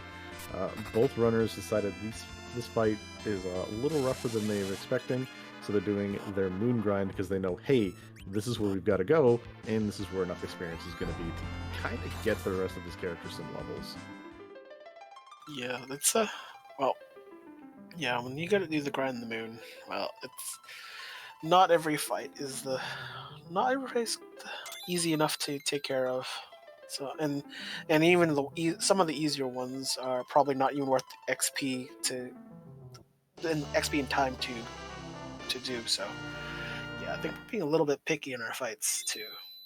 So Absolutely. not and the we worst. we have Rybon getting the good news that our kid is here, and hey, Moon's Hard required. Let's get going. Also, want to give a little bit of a note that we have about 10 or so other people running right now, and nobody has finished just yet. So we have nobody having finished, even with this quick seed. So this element spot has either stymied a lot of people, or a lot of people have done the Rybon's Sorbius route and done the D-Machine grind. Yeah, I mean, considering that the just the giant check is this is important check and maybe hopefully get the Mega Sisters, but as we know, they are not there in either spot, so it's not, or not even, and neither is Palom, so it's convenience, but just to get those checks in, but it's obviously not going to pay out in terms of objectives, but the grind is there for sure. Absolutely, and getting enough of the double King Ryu fight is pretty much what you're going to want to see. There is the little small caveat that it's not as much experience as you'd be getting time-wise, so this could be this is just like the better way of doing it by comparison to some other locations. It'd be interesting to see how this compares to a D-Machine grind, doing something like this if you're not going up to like the pure power overwhelming levels, because you don't need to be at the levels that Rybon and Sorbius are getting to be taking care of this fight, but they're doing it for the safety as well as for the fact that in the Zoromus fight you're kind of looking at not subpar characters, but just not characters you're going to want to be bringing in the first place. But yeah, we see Rosa. She's going to get a Berserk up on that Cecil, keeping that Porum actually as your anchor, and it's going to be a lot quicker of a run than you may think. But Porum's not there. That's a Palom. Palom. That's fine. We probably wanted to eat the old man because his agility probably was getting out of whack. So and since getting Palom, it's essentially a convenience. We got the anchor that we want, but we've got enough power to power through this, so that shouldn't be a problem. Although I think the bigger problem with elements with Kain is all outside of the Val form, all the other 3 elements are also resistant to arrows, or just wind. So I would call it the wind element. And since all Kain spears fall element, he's always doing half damage with his spears, which is not ideal. Looks like it's just the first half, because we see now Kain actually popping out some good damage, unless he just had a really high roll on that first spear hit. The first. Yeah, the first spear hit looks like it just rolled really, really high. But it doesn't matter. Two berserkers getting through these fights, lightning quick, and Val being weak to pretty much everything in this part.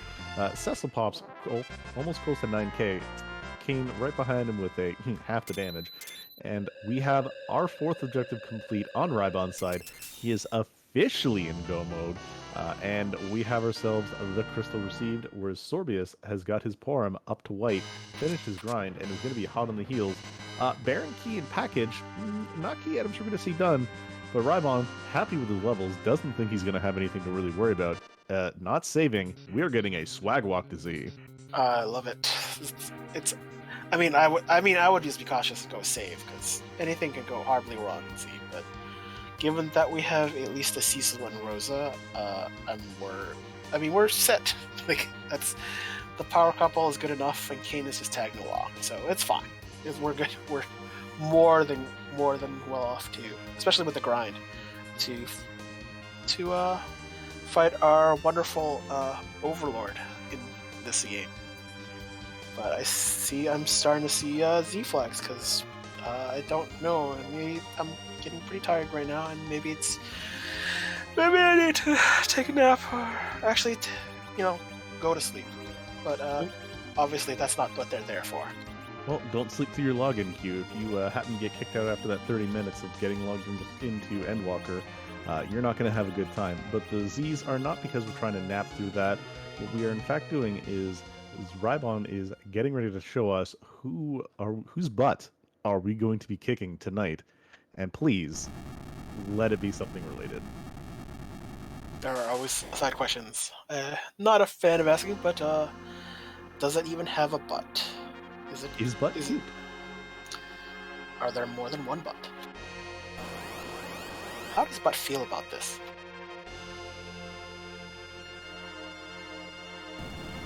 And BK, I was mentioning 30 minutes once you've been in an idle to get kicked out. But we do have Rybon getting in there, Porum, throwing a crystal. We're going to see what the flags, or what the cosplay that Zeromus is going to be showing today. That's a good couple of shakes, though. We're going to need to get that web up as quick as possible. I mean, I think at least we're fortunate that the anchor is whoever's in the middle, not Cecil as the normal agility anchor.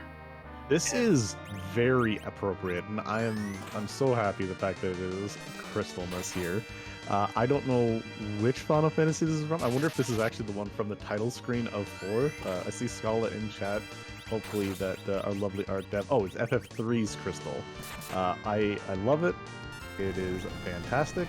And considering that a lot of the Final Fantasy XIV vanilla story is based off of you gathering the crystals, this is very apropos. Wow. I mean, how many Final Fantasies have crystals? We still have 5, 4, 1. I haven't played 1, 2, or 3. But 6 did not. 7, no. But hey, there's a plenty of time for that. But Pelham's gonna take a nap. It's kind of a weird look for Pelham, but blonde Pelham gonna take a nap regardless. But all Pelham had to do was show up. Yeah, he's done his job. That's enough. Harumph also in go mode and has decided getting a little bit of extra levels and is going to go through the pass route. Whereas Engidave has also cleared his fight and is going back to the the blue planet. Yeah, it's interesting. Like I think people have measured the swag walk versus the pass route. So it's kind of it doesn't make a difference to me, but it's like if you're already there, it's fine. But I think it looks like NGJ is doing some. Oh no. Oh, we're gonna replace the anchor? Yeah, probably gonna replace the anchor. That's what it seems like, right? Yeah, gonna be replacing our poor Sage with a summoner. We have a Engidave I like is because, as well as Rybon's parties, because we have a typical 14 party. We have a tank, a healer, and 2 DPS, so I am completely here for that. We have White Mage, Dragoon, Paladin, and Black Mage. Very typical party for most of your dungeon grinding. And speaking of grinding, Rybon's already ground this crystal up to dust. we are in Rocks phase. We get our Cure 4s going out, and we are going to be getting through. That is going to be very soon. The Crack Boom Bang, I'm pretty sure. I do see the shakes. Yep, there it goes. Get your GGs out in chat. Rybon has finished in first place, not only on Restream, but of the entirety of the race at 1 hour, 27 minutes, and 5 seconds. GG's to him. We're going to see if we can get him in for an interview, but for now, let's turn our attention to the remainder of our fighters here. Yeah, it looks like GG's to Rybon. Looks like Sorbius is taking on the elements, and the fun fact, unless you are using the right elemental spell, everything is resisted and absorbed. So it does so for the Mylon phase, it's fire or nothing. Everything's resisted. That means Cane Spears, Cecil's Holy Swords, anything elemental. You're gonna have a bad time swinging a weapon at the Mylon, and so on and so forth. And Val is for weak to holy, but also for whatever reason, because this game is perfectly coded, inherits the same weakness to lightning, which is kind of is fun. So, and now just found out holy white heals Kemazo, which is set commentary, but that's true. But also, there's also one thing. There is a moment in between when the forms start where they dynamically set it, but it's not so there's like a small gap between when they're set and when they're not set, and it's a very small window. So you can do above average damage once they change form, like for a brief window, however brief that is. Indeed. As well, we are also joined by our first place finisher, Rybon. GG's, Rybon. How you feeling? Hey, good evening. Thanks. I'm feeling pretty good. Really didn't think I had much of a chance after whiffing on that giant, but it worked out apparently. Yeah, that was a free giant full of great experience, and not only the grind, but you've also got a Dark Imps into a Plague, which you kind of just held A with Rosa afterwards. Let's go to the start. You got yourself a Paladin, you got yourself a Dark Knight, and you got yourself a Sage. Not exactly the great start, but you get yourself the hook. What's your first plan of attack for this seed? As I think many people probably did, you immediately want to check that character down in Cave Evelyn. It could be a Fu, it could be an Edge, it could be one of those lovely gated characters that make the early game easy, because with a Dark Knight Cecil and Tella, you don't really have a whole lot of offensive power, unfortunately. So I was looking for anything that would try to get me a little bit of offense early on. Ended up being a Cane. Was okay. Had a couple of Flame Spears early on that really helped out. Would have liked that Gungnir my first time around down in Evelyn. Didn't work out, unfortunately, but I got it the second time around. But otherwise, with a DKC and a Tella, you really want to try to prioritize ordeals, and luckily it was simple enough to get through. Indeed. And when it came to getting the experience, once you found the squad, you first of all let's talk about your final squad. You dumped our poor Porum for Rosa. What was there a point where you thought maybe you'd keep Porum over Rosa, or was it just straight? Nope, I see Rosa. Let's go.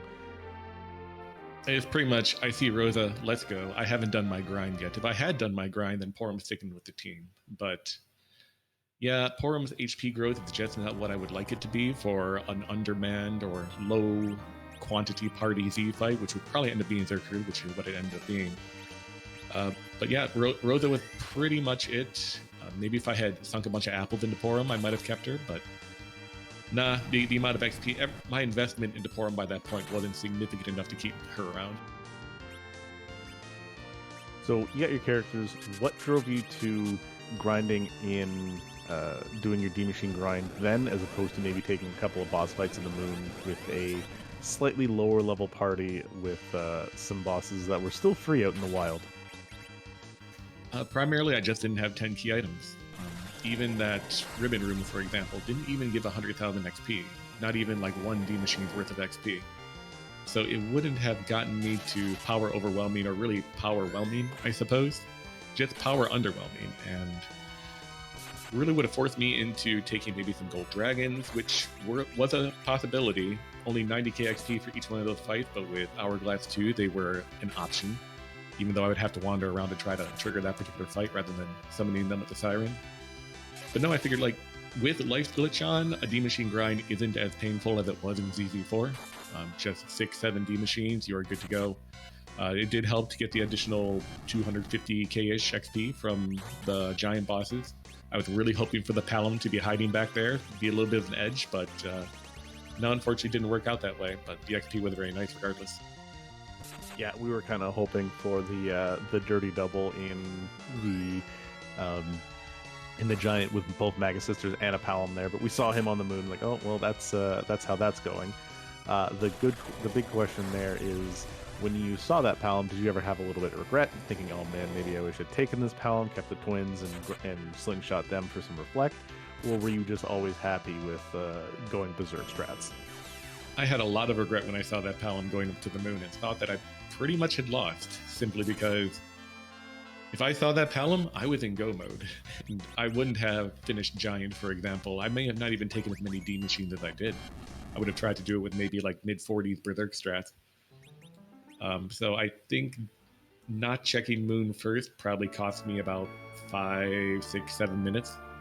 And I'll have to remember to check my freebie beforehand. It did kind of work out, though, because finding Palom after my grind, sure, I wasted some time in the Giant, but I did have a better agility anchor in Palom than I did in Tella, because I unfortunately let Tella get a few levels. He was probably sitting around 13, 14, 15 agility, and I don't think Rosa would have been RA1 if I didn't have that Palom as my anchor instead. Absolutely, and really good call on that aspect, knowing that when you get a certain amount of levels on a character, whether they can still serve as an anchor or not. So you go, just out of curiosity, you're going through the beginning of this, you got yourself the hook and the pass as your, you didn't get it, but originally, but you also have the, no, you did get it. You have the Adamant Rock sitting there. What was your thought about those overworld key items? Well, I never found the Adamant my first time up. I ended up fading Fabul entirely and just diving the hook route, which was a bit of a gamble because if there was a Magma Key back there, I was really, really far behind. But no, with those low amount of key items, I think I only had a hook going underground entirely. Hook and pass, yeah. So only one key item. Darkness Crystal being my second key item. Like, when I finished Dwarf, I'm like, that's really weird. Why do I only have 2 key items like 50 minutes in? But now, fading Fabul was on the back of my mind the entire hook route. Luckily, it didn't end up biting me in the butt. But no, I felt like hook was probably required. And when I saw, Mylon and friends up in Ordeals, I knew that was a Mylon Z waiting at the Rubicante spot, which is pretty free with a covering Cecil, especially if you throw like a Withered Robe on him for Undead Resist and a Flame Spear Cane. Just there, come up, cover that Flame Spear Cane, and you are good to go. So my only real fear was, one, I forgot Magma up on the overworld somewhere, and when I saw that D-Mist as well in its vanilla location, the old Mole Boy special, I'm like, oh no, that had the Magma, doesn't it? Luckily, it just had a Ninja Sword. But it was either, oh, I left a Magma on the overworld and I'm behind by like 15 minutes, or there is something really nasty at King Queen Evelyn spot. And I guess there kind of was. I almost wiped on that fight, but it wasn't too bad, I suppose. All right. Do you have any questions for our first place finisher there, Deathlike, or? Just maybe concern, like, many thoughts to knowing that it was a pretty linear seed, I guess, and that you probably would have the most concern at what was that, the King Queen Evelyn spot, right? Because Octomammoth happened to be there, and I think that battle pretty fast for you, didn't it? Yeah, that's right. It was Octobam over at King Queen Evelyn. He was hitting pretty darn hard, but I was fortunate enough to get, I think, a Zerk up and a couple blinks up, and Kane pretty much took care of it with the Gungnir. Not a lot of HP at that spot, but it could have been way, way worse. It could have been Ogopogo or something like that, and I don't know what I would have done. Yeah, but you, like all of our runners, got through it after a quick couple of runs. And I want to say GG's and thanks for joining us for the Salty Run Back on Friday. Sure, appreciate it. Thanks both of you for the commentary. Thanks, Asuka Asuka for rolling this lovely seed. And hope to see you guys next time. Appreciate it all. Bye. Actually, Rybon, I do have one last question before you go. Oh. Do you play Final Fantasy 14? I actually have it open in the background right now. I'm kind of hoping that my stream wouldn't crash while I stream this.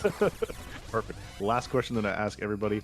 What is your main in 14, your main class? My main has been Machinist since Heaven's Ward, but I think I'll probably main Paladin this time around. Perfect, our poster boy. Well, again, GG's, enjoy the game, and hopefully you didn't get kicked out for inactivity. Nope. I have a nice little auto hotkey script ready. It's great. Thanks again. We don't talk about that. Oh, right. GG Rybon.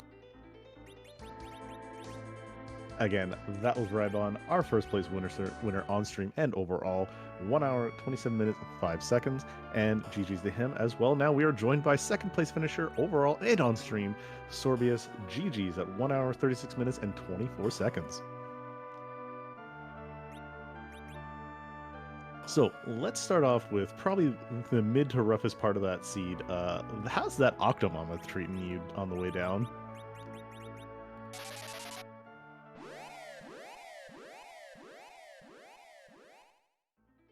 Looks like possible audio issues from Sorbius. There we go. Hey, there we are. All right. Yeah, I wasn't set up for it the first time. I was more curious what the boss was, and then Porum got bopped, and I was like, all right, we'll just try this again. But I got Porum berserked, and then Cecil covering her, and that was pretty much the fight. I wasn't super worried about it at that point, if I'm being honest. Absolutely. Oh, and we are going to be getting a bit of music from Rybon, going to be showing us what songs we missed. So your starting characters, you got you got Cecil, you've got Tella, and you find yourself a Kain. How are you feeling about your opening damage? Immediately pretty bad, but then I pretty quickly found a dancing dagger and a black sword, and felt much better about doing a lot of the early game stuff. Yeah, there was some okay stuff sitting down in Eblin Cave. Nothing quite revolutionary until you had the... unfortunately, you didn't do it, but there was also Sheila 1 giving you the other half of Forge, so you could have had yourself a nice Excal Cecil. And since you haven't checked yet, our music is The Great Warrior from Final Fantasy VII, Seto's theme, which is a fantastic part of the game, and a pretty good banger here on the harp. I know we've had it shown off a few times before. So you and Rybon both did D Machine grinds. What prompted you to just snap D Machine as opposed to check to see what was going on in the moon? The fact that Palom was on the moon and the Ribbon Room was go mode, I knew I wanted to do the Ribbon Room and immediately go fight Cerobus. If Palom wasn't the character, then I'm planning on blowing up a lot of the moon spots and hunting for Magus Sisters and whatever, and I'll probably get my XP from doing the moon. But knowing that I was basically in go mode, I just wanted levels. I mean, a good fair assumption. We do see that Twin Harp was on the top of the tower. So you get underground after probably, I think one of our last racers underground. What prompted you to do the underground in the way that you did, which was pretty much the Dwarf Castle into everything else? What was your thought of attack when you hit underground? At that point, I was still looking for Earth Crystal, Palom, and Magus Sisters, and Dwarf Castle is a character check, a key item check, and 2 boss checks, so that was where I decided to start. And that was Darkness, and I was like, okay, so Ribbon Room's on the table, and the Moon character check, let's just see what's in the Fey March, and then we'll go from there, and then it happened to be Earth Crystal, and I was like, alright, we're going. We're gonna go check the Moon. If it's Palom, then we're gonna go do some D-Machines. Pretty much the potential to like triple dip out of Dwarf Castle was why I decided to go that way.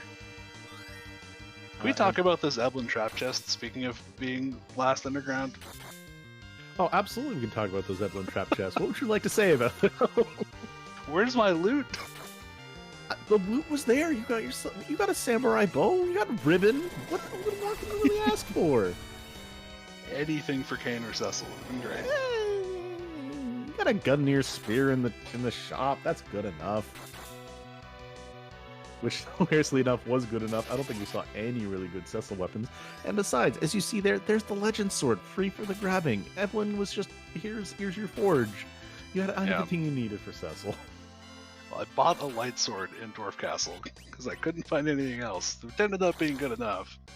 My next stop after Dwarf Castle with the light sword in hand was top at Tower if I hadn't found the Darkness Crystal. But then I wanted the freebie to make sure that wasn't Earth Crystal, and then it was Earth Crystal. Very true. So you have yourself Light Sword Cecil, you have yourself Gungnir Spear Kane, and that was basically how you got through the rest of the fight. Seeing elements there at the ribbon room, were you afraid of all? Did you kind of see them and go, this is how things are going to be, and it's fine? Or how were you feeling seeing that fight there? The magic at that spot's not especially scary, and both both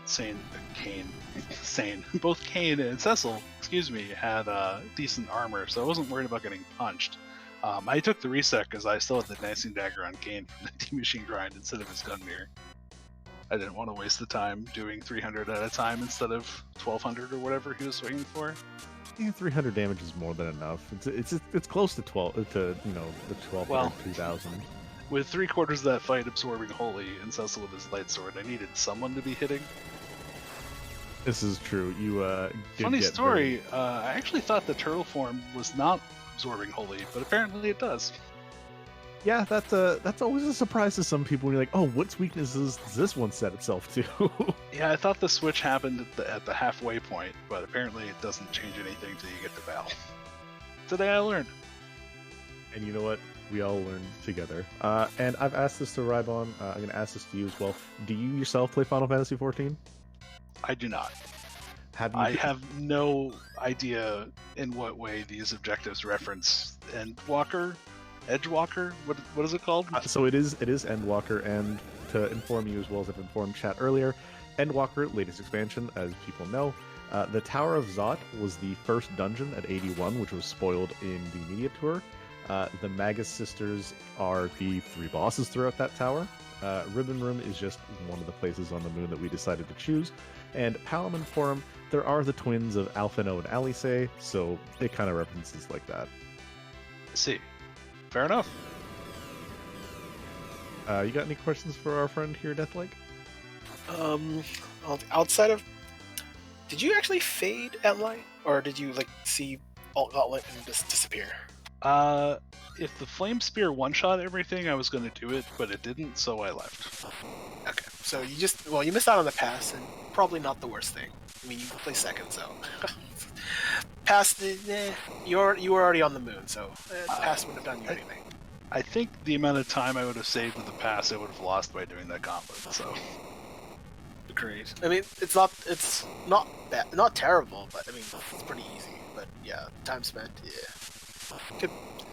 not the worst. Oh, also, Demist in Mist Cave with a ninja sword?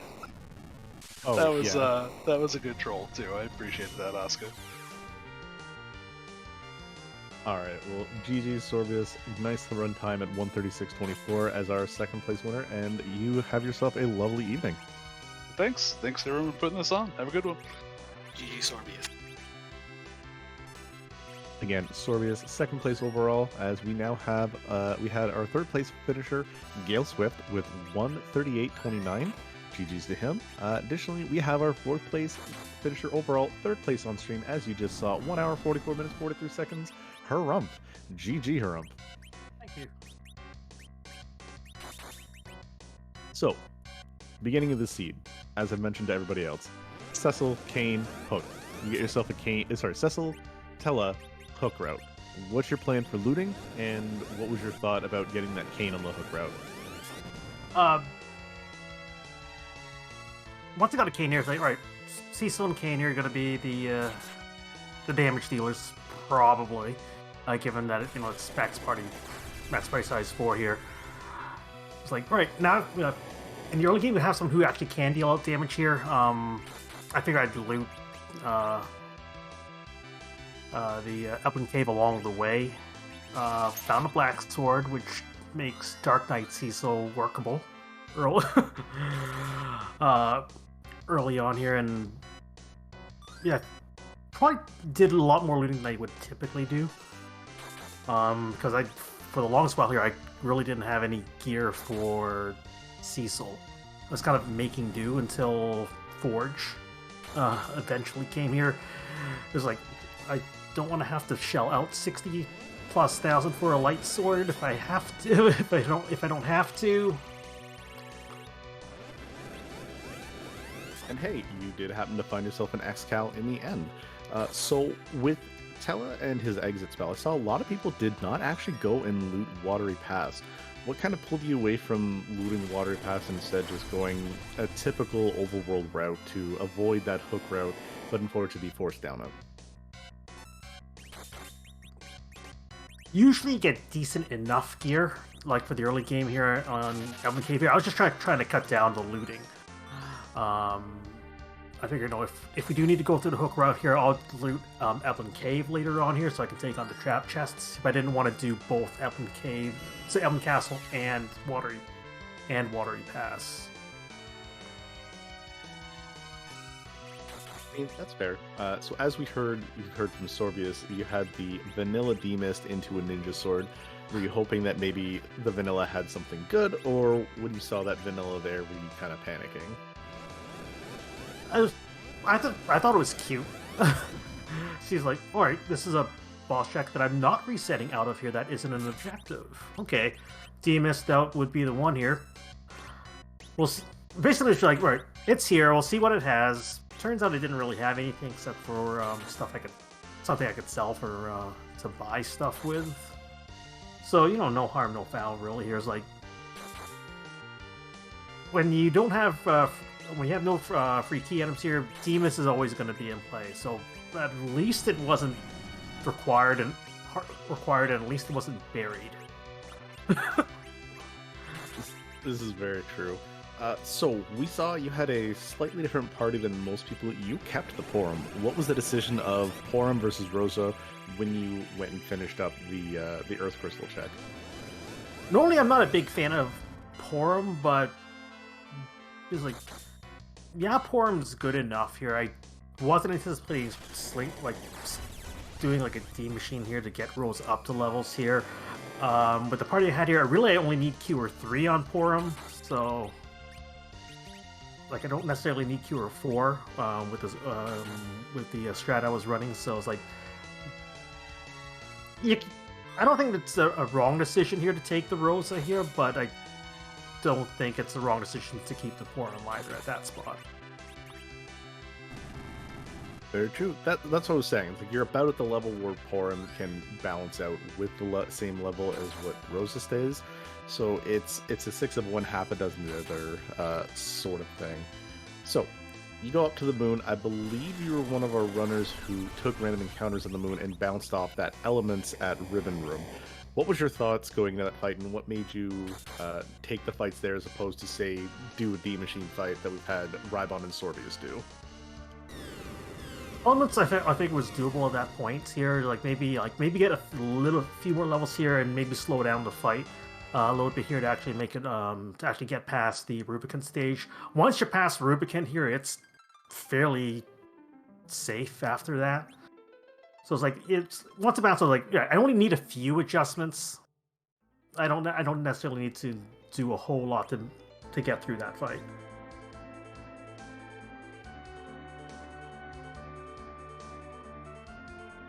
Indeed. All right, so I've asked the question to everybody else. Going to ask it to you as well. Do you play Final Fantasy XIV in your off time? No, I've never played that here. I hear much about a free trial here, but MMO RPGs aren't really my thing, so it doesn't have a lot of appeal to me. You know what? That's fair. We still appreciate you running the seeds nonetheless, because you put up one heck of a great showing, even if you're not fully familiar with Endwalker in and of itself. Deathlike, you got any questions? Not. I guess the question is, realizing it was a pretty linear seed, how did you go about thinking about the grind as it was happening? I was bouncing off a few ideas here. I was bouncing off random encounters here. I figured, knowing my luck here, like after a few throws, like after a few pulls, trying to find a gold dragon or gold dragon, silver dragon fight, it's like, all right, forget this. I'm just going to go to Cave Valley here and just take the behemoth fights. Wasn't going to take the boss fight here, but saw it was young. I figured, yeah, this is going to be easy enough here. It's a very friendly boss, especially with Cecil in hand here. So it's like, all right, there's the grind. Now we'll go up to the Z fight. Yeah, I think you were the only one on stream doing that fight, which was well, at least it's free. I mean, everything. I mean, behemoths are essentially Yangs in disguise. I mean, come on. Yeah, like, and the white spear was a bonus here. It was an upgrade on the Gungnir I had for Kane here. That Cecil was always going to be the primary damage dealer on that fight, though. So, but Kane helped out for once. He isn't every seed? What? No. Yeah, I think that Cecil's usually the focus. So yeah, but that's it for me for questions. I'll give a shout out here to the commentary team tonight, Daptis and Deathlike, Track, Street Launcher doing the tracking, and Oscar and thank you very much for rolling a non-harp required seed. That was very kind of you. Thank you.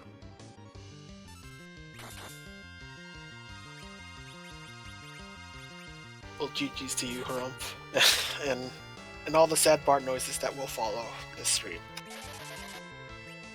You can always visit Eddie afterwards. I mean, you should visit it afterwards. This is a great song. Final Fantasy VII's Eternal Warrior. Fantastic. It's a good one. Anyways, have a great night. You as well, Haram. GG. GG's again. Again, Haram, 4th place finisher overall, 3rd place finisher on Restream. 144, 43. GG's to him. We are also had followed 2 more finishers. Jay Brunter, 1 hour 47 minutes 48 seconds, and then Poidrak, 1 hour 51 minutes and 6 seconds at 5th and 6th place respectively. GG's to them, and big shout out to Engie Dave, who is taking another crack at this fight. We did see the wipe after the counter nuke into the Big Bang. As we've seen, this is a lower HP fight on this Rosa here. Even with all of her magic defense, she still is very susceptible to the hits. Has to nerf it to keep her alive, or else she just will take so much damage. And he has to keep these Cure 3s with Kane, whereas Cecil, with also with no Excalibur, is just taking and swinging hits with the Berserk on. Yeah, I think the biggest issue really is just the Rosa, the not getting experience when I keep forgetting, but it was when in the plague spot, I forgot the boss is. The Water Hag. Yeah, that was just the desperate need of experience just to get Rosa up to level, which is kind of one of those things where, yeah, you eat it for him, but if at any point that any character doesn't get the XP, especially a spellcaster, you're much further behind than a fighter is on the levels. Like fighters can, well, I mean, unless you're like Yang, where you need all the levels you can get. Spellcasters don't scale the same way. You need your spells, and if you don't have your spell, it's gonna be a bad time when you don't have nuke when you really need it, or something like that. In this case, having Rosa, having Cure 4, or at least having enough HPs to really just to survive the Big Bangs. True. However, Engie Dave is doing this the slow and steady way of doing it instead. He is nerfing every one of the Big Bangs with a crystal, setting up these cures, and keeping everybody topped up that way. As long as the nuke doesn't roll as high as we've seen it on Kane, that 2200 hit, he's actually in a very safe spot. But yeah, like we see a 1500 hit on Cecil, gets that Cure 3 off, having Kane work as a pseudo chemist here. and getting swings in whenever he can. This is a very safe strat. It's very meticulous, and it's also showing that, yeah, we could see the power overwhelming we have on Rybon and Sorbius, and the fair strength we had on Harumph. But going at these lower level fights, while they are a more of a kind of Russian roulette shot, it is still a very viable and very strong strategy. And to pull it off like this is about as nice as watching the Eddie strats, or watching do Fusoya and Fu and Friend strat, or even like the 1200 HP strats. It's where you have to do that nice little technical dance and technical balance. We are still, as we see, in phase 1 of this attempt as well, because we have the AoE virus coming out as opposed to the nuke on that phase. Hopefully we can get an HP tip soon, so that we can get into the single target nukes, and we know that is getting into the, quote, more dangerous territory. But the damage is coming out very solidly of a 2k hit with Cecil whenever he is berserked, as well as Rosa keeping those walls and Star Veils up as much as she can to keep herself, her HP topped up and protected, so if she is the target of those counter nukes, she doesn't have to worry.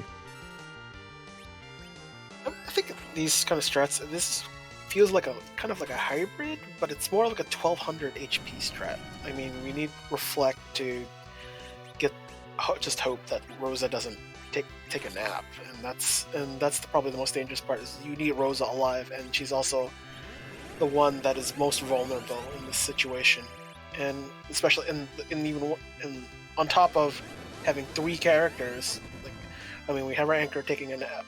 I mean, this is not exactly the most ideal spot to do. I mean, it's doable, but it's just anything can easily go wrong, and might find out soon enough if this is a nerfed or not. This is nerfed, so we're good for at least this round.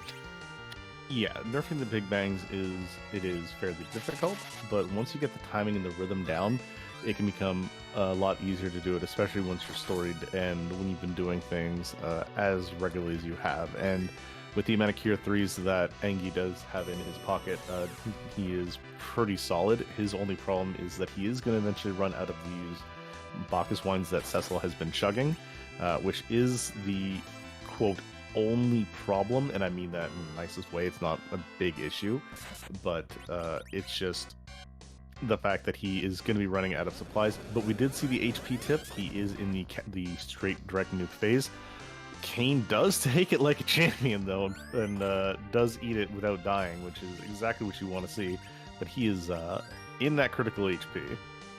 Yeah, so nuke can do up, at least when he casts it, it's upwards to about 2400 HP max. And that's before we factor in magic defense, and that pretty much will at this stage can knock out Kane and Cecil on a really bad day. So it is kind of scary. Especially, I don't think the weapons are optimal, so we're not doing enough DPS to switch phases in a more favorable way.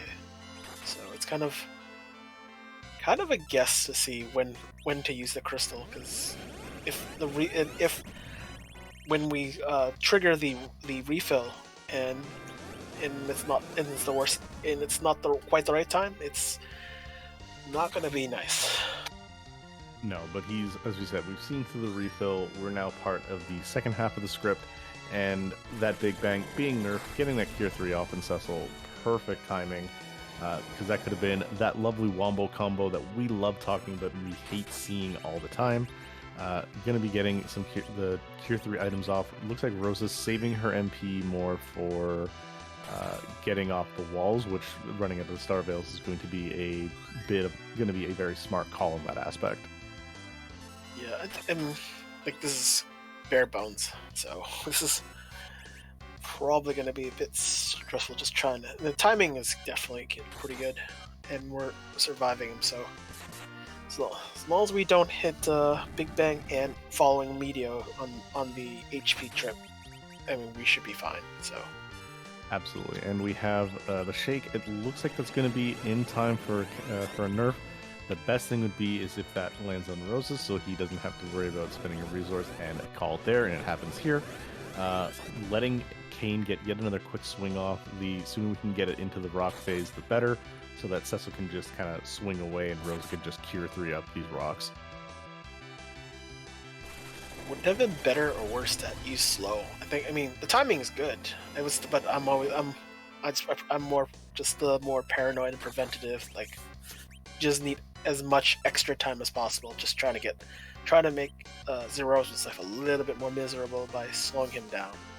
But we're in rocks phase, and there are no rocks. Everybody dodges. No rocks for you. That's what you like to see. Engidave is now in that last phase. Rosa just needs to keep casting the Cure 3s. Could almost even berserk Cecil here, Kane here, just to get these swings going out fast and furious and get through this phase that little bit faster. But now is just the last war of attrition. How much HP or how much MP does Rosa have to get these cures out? While, never mind, doesn't matter. Crack, bang, that's the shake. Engidave done. Official time of 2 hours, 2 minutes, and 25 seconds. GG to Engidave. We'll see if we can get him in for an interview. That was a series of long fights and missteps and just trying to kind of, I guess, bash a head against the wall a number of times just to complete it. Not all, and sometimes bad things like Rosa taking a nap at the worst inopportune times. Absolutely, and we are in fact joined by Engidave. GG, Dave. Nicely raced. I don't know if I'd go with nicely raced there. Thanks. Hey, you took a fight with lower HP instead of grinding up after a couple of wipes, and you still went through it with a lower amount of DPS, but still went through very cleanly. How did you feel? We can talk about this Roma's fight in a minute. How did you feel more about your start, and what was your plan of attack on the seed? Well, it started with a hook and a Tella. First thing I thought to do was grab the hook character. And Kane and a Flame Spear most certainly helped in the early game.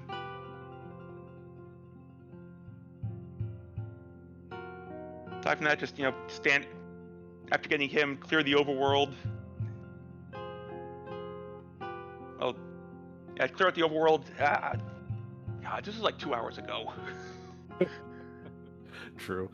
So yeah, like you said, you got your character, you got your Kane from there, you got some fairly decent-ish equipment to get you through the early to mid game. You get yourself the Porum on the top of Hobbs with a vanilla Mom Bomb. How are you feeling about your Tella, Kane, Cecil, Porum team? Honestly, I'm thinking that team can carry me all the way to the end. And you were one of the people who did swap her out for Rosa. Again, as I mentioned, there was the one keep with Harumph for Porum versus Rosa. What caused the swap out by comparison? Porum was only in her 20s at that point, I believe. So Rosa wouldn't be that hard to catch up. And I was effectively a Palom Hunt from Go mode at that point. So I wasn't expected to take too much of a grind. Especially after I read the flag set partway through, after I checked the shops and realized sirens were off. This is true. So you have no sirens. You have a max character or max party of 4, and you also have a Palom up on the moon. What was your thought? You hadn't even committed to a grind just yet. Did D machines ever cross your mind, or what was your thought there? See what's at the ribbon room. Maybe it's free. At that point, I hadn't seen Officer Soldier, I hadn't seen Water Hag, I hadn't seen... let's look at the old tracker here. I hadn't seen Plague, which would have been effectively free. So we did see Plague, and we did see D-Imps. They were actually on the top of they were in through the giant. It was D-Imps into Plague, into just a little Edward. I say just, so our restreamer doesn't get very mad with me. Yeah, that was your group there. So again, what took you from seeing that fight and not wanting to maybe grind up some more levels ahead of time to handle it maybe slightly easier, as well as that Z fight? Being stubborn. I mean, fair enough. I 100% get behind that. But your stubbornness did pay off. You took a under-leveled, under-geared squad through Zeromas fairly readily, as a matter of fact. Yeah, the second to last wipe, I thought I was closer to rocks than I was. That's all there was to it. Once I got the party set up, I knew it was doable. It was just a matter of being a little more conservative with the fight.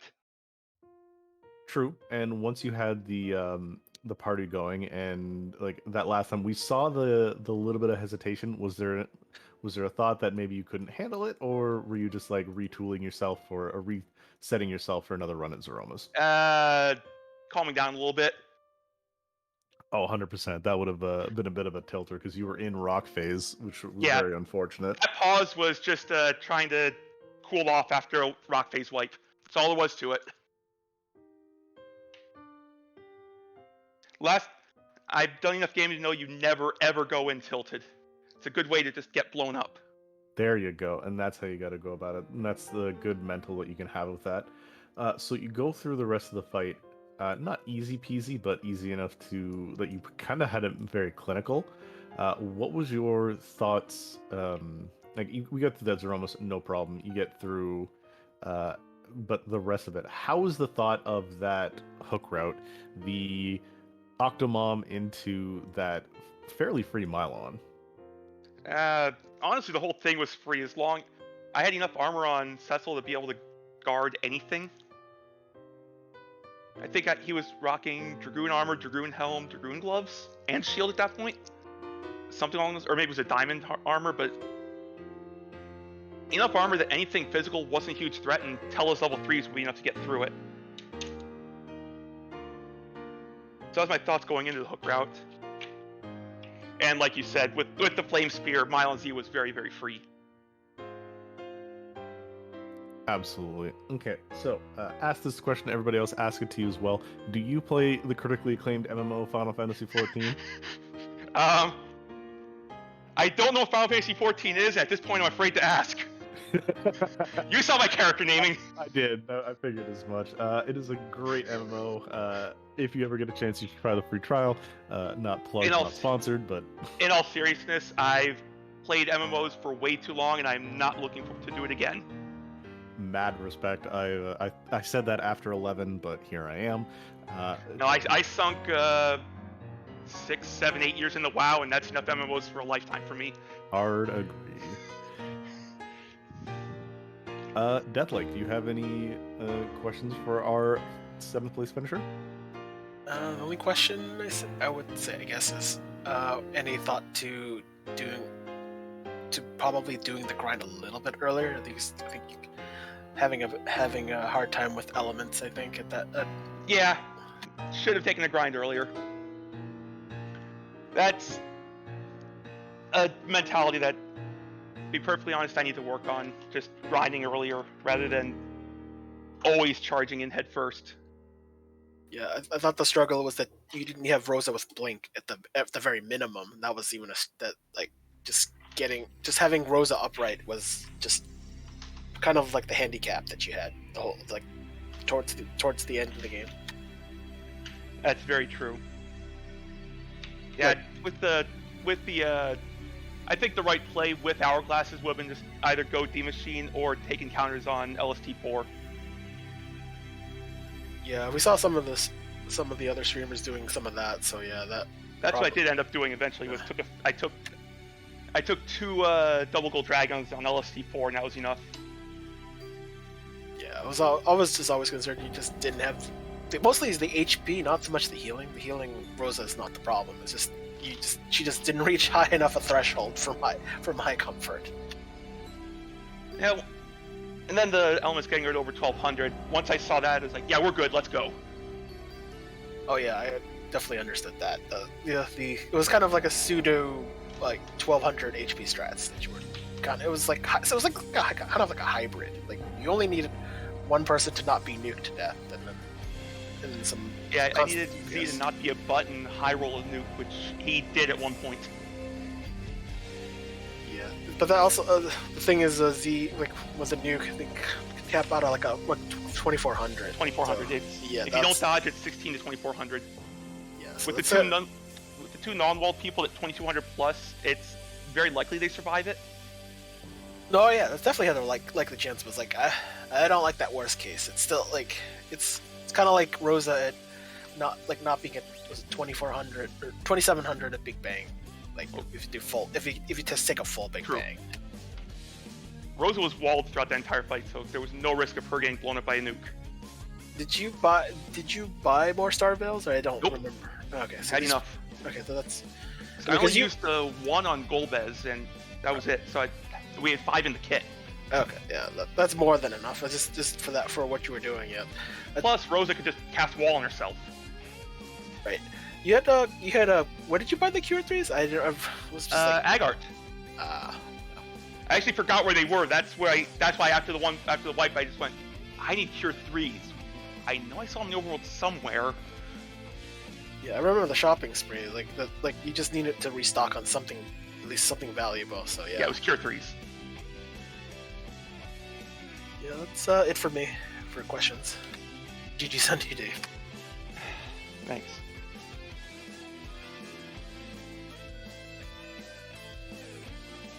All right, again, that's NG Dave, our 7th place finisher. 2 hours, 2 minutes, 25 seconds. Nicely raced GG's. And that looks like it's going to pretty much wrap it up here.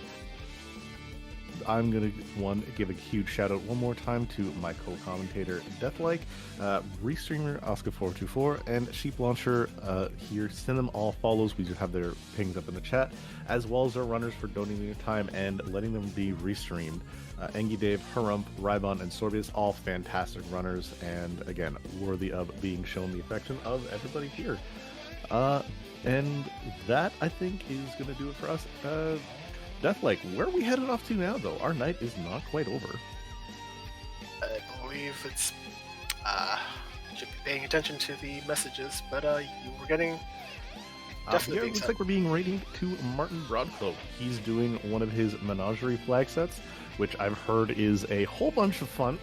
Not exactly the words that was said, but that's the words I'm going to be saying here on Restream. We show him all the love, show him all the greatness. Again, no spoilers, not only for Endwalker, but also not for the Endwalker seed that you guys just saw here. The bonks will happen, and Asuka is very, very prevalent with that bonk stick that she just currently gained. Thank you guys, have a good evening, and we'll see you guys for our next race tomorrow. Nice co-commentating with you, Deathus, and Asuka for free streaming. So it was a lot of fun, and yeah, on to the next seed.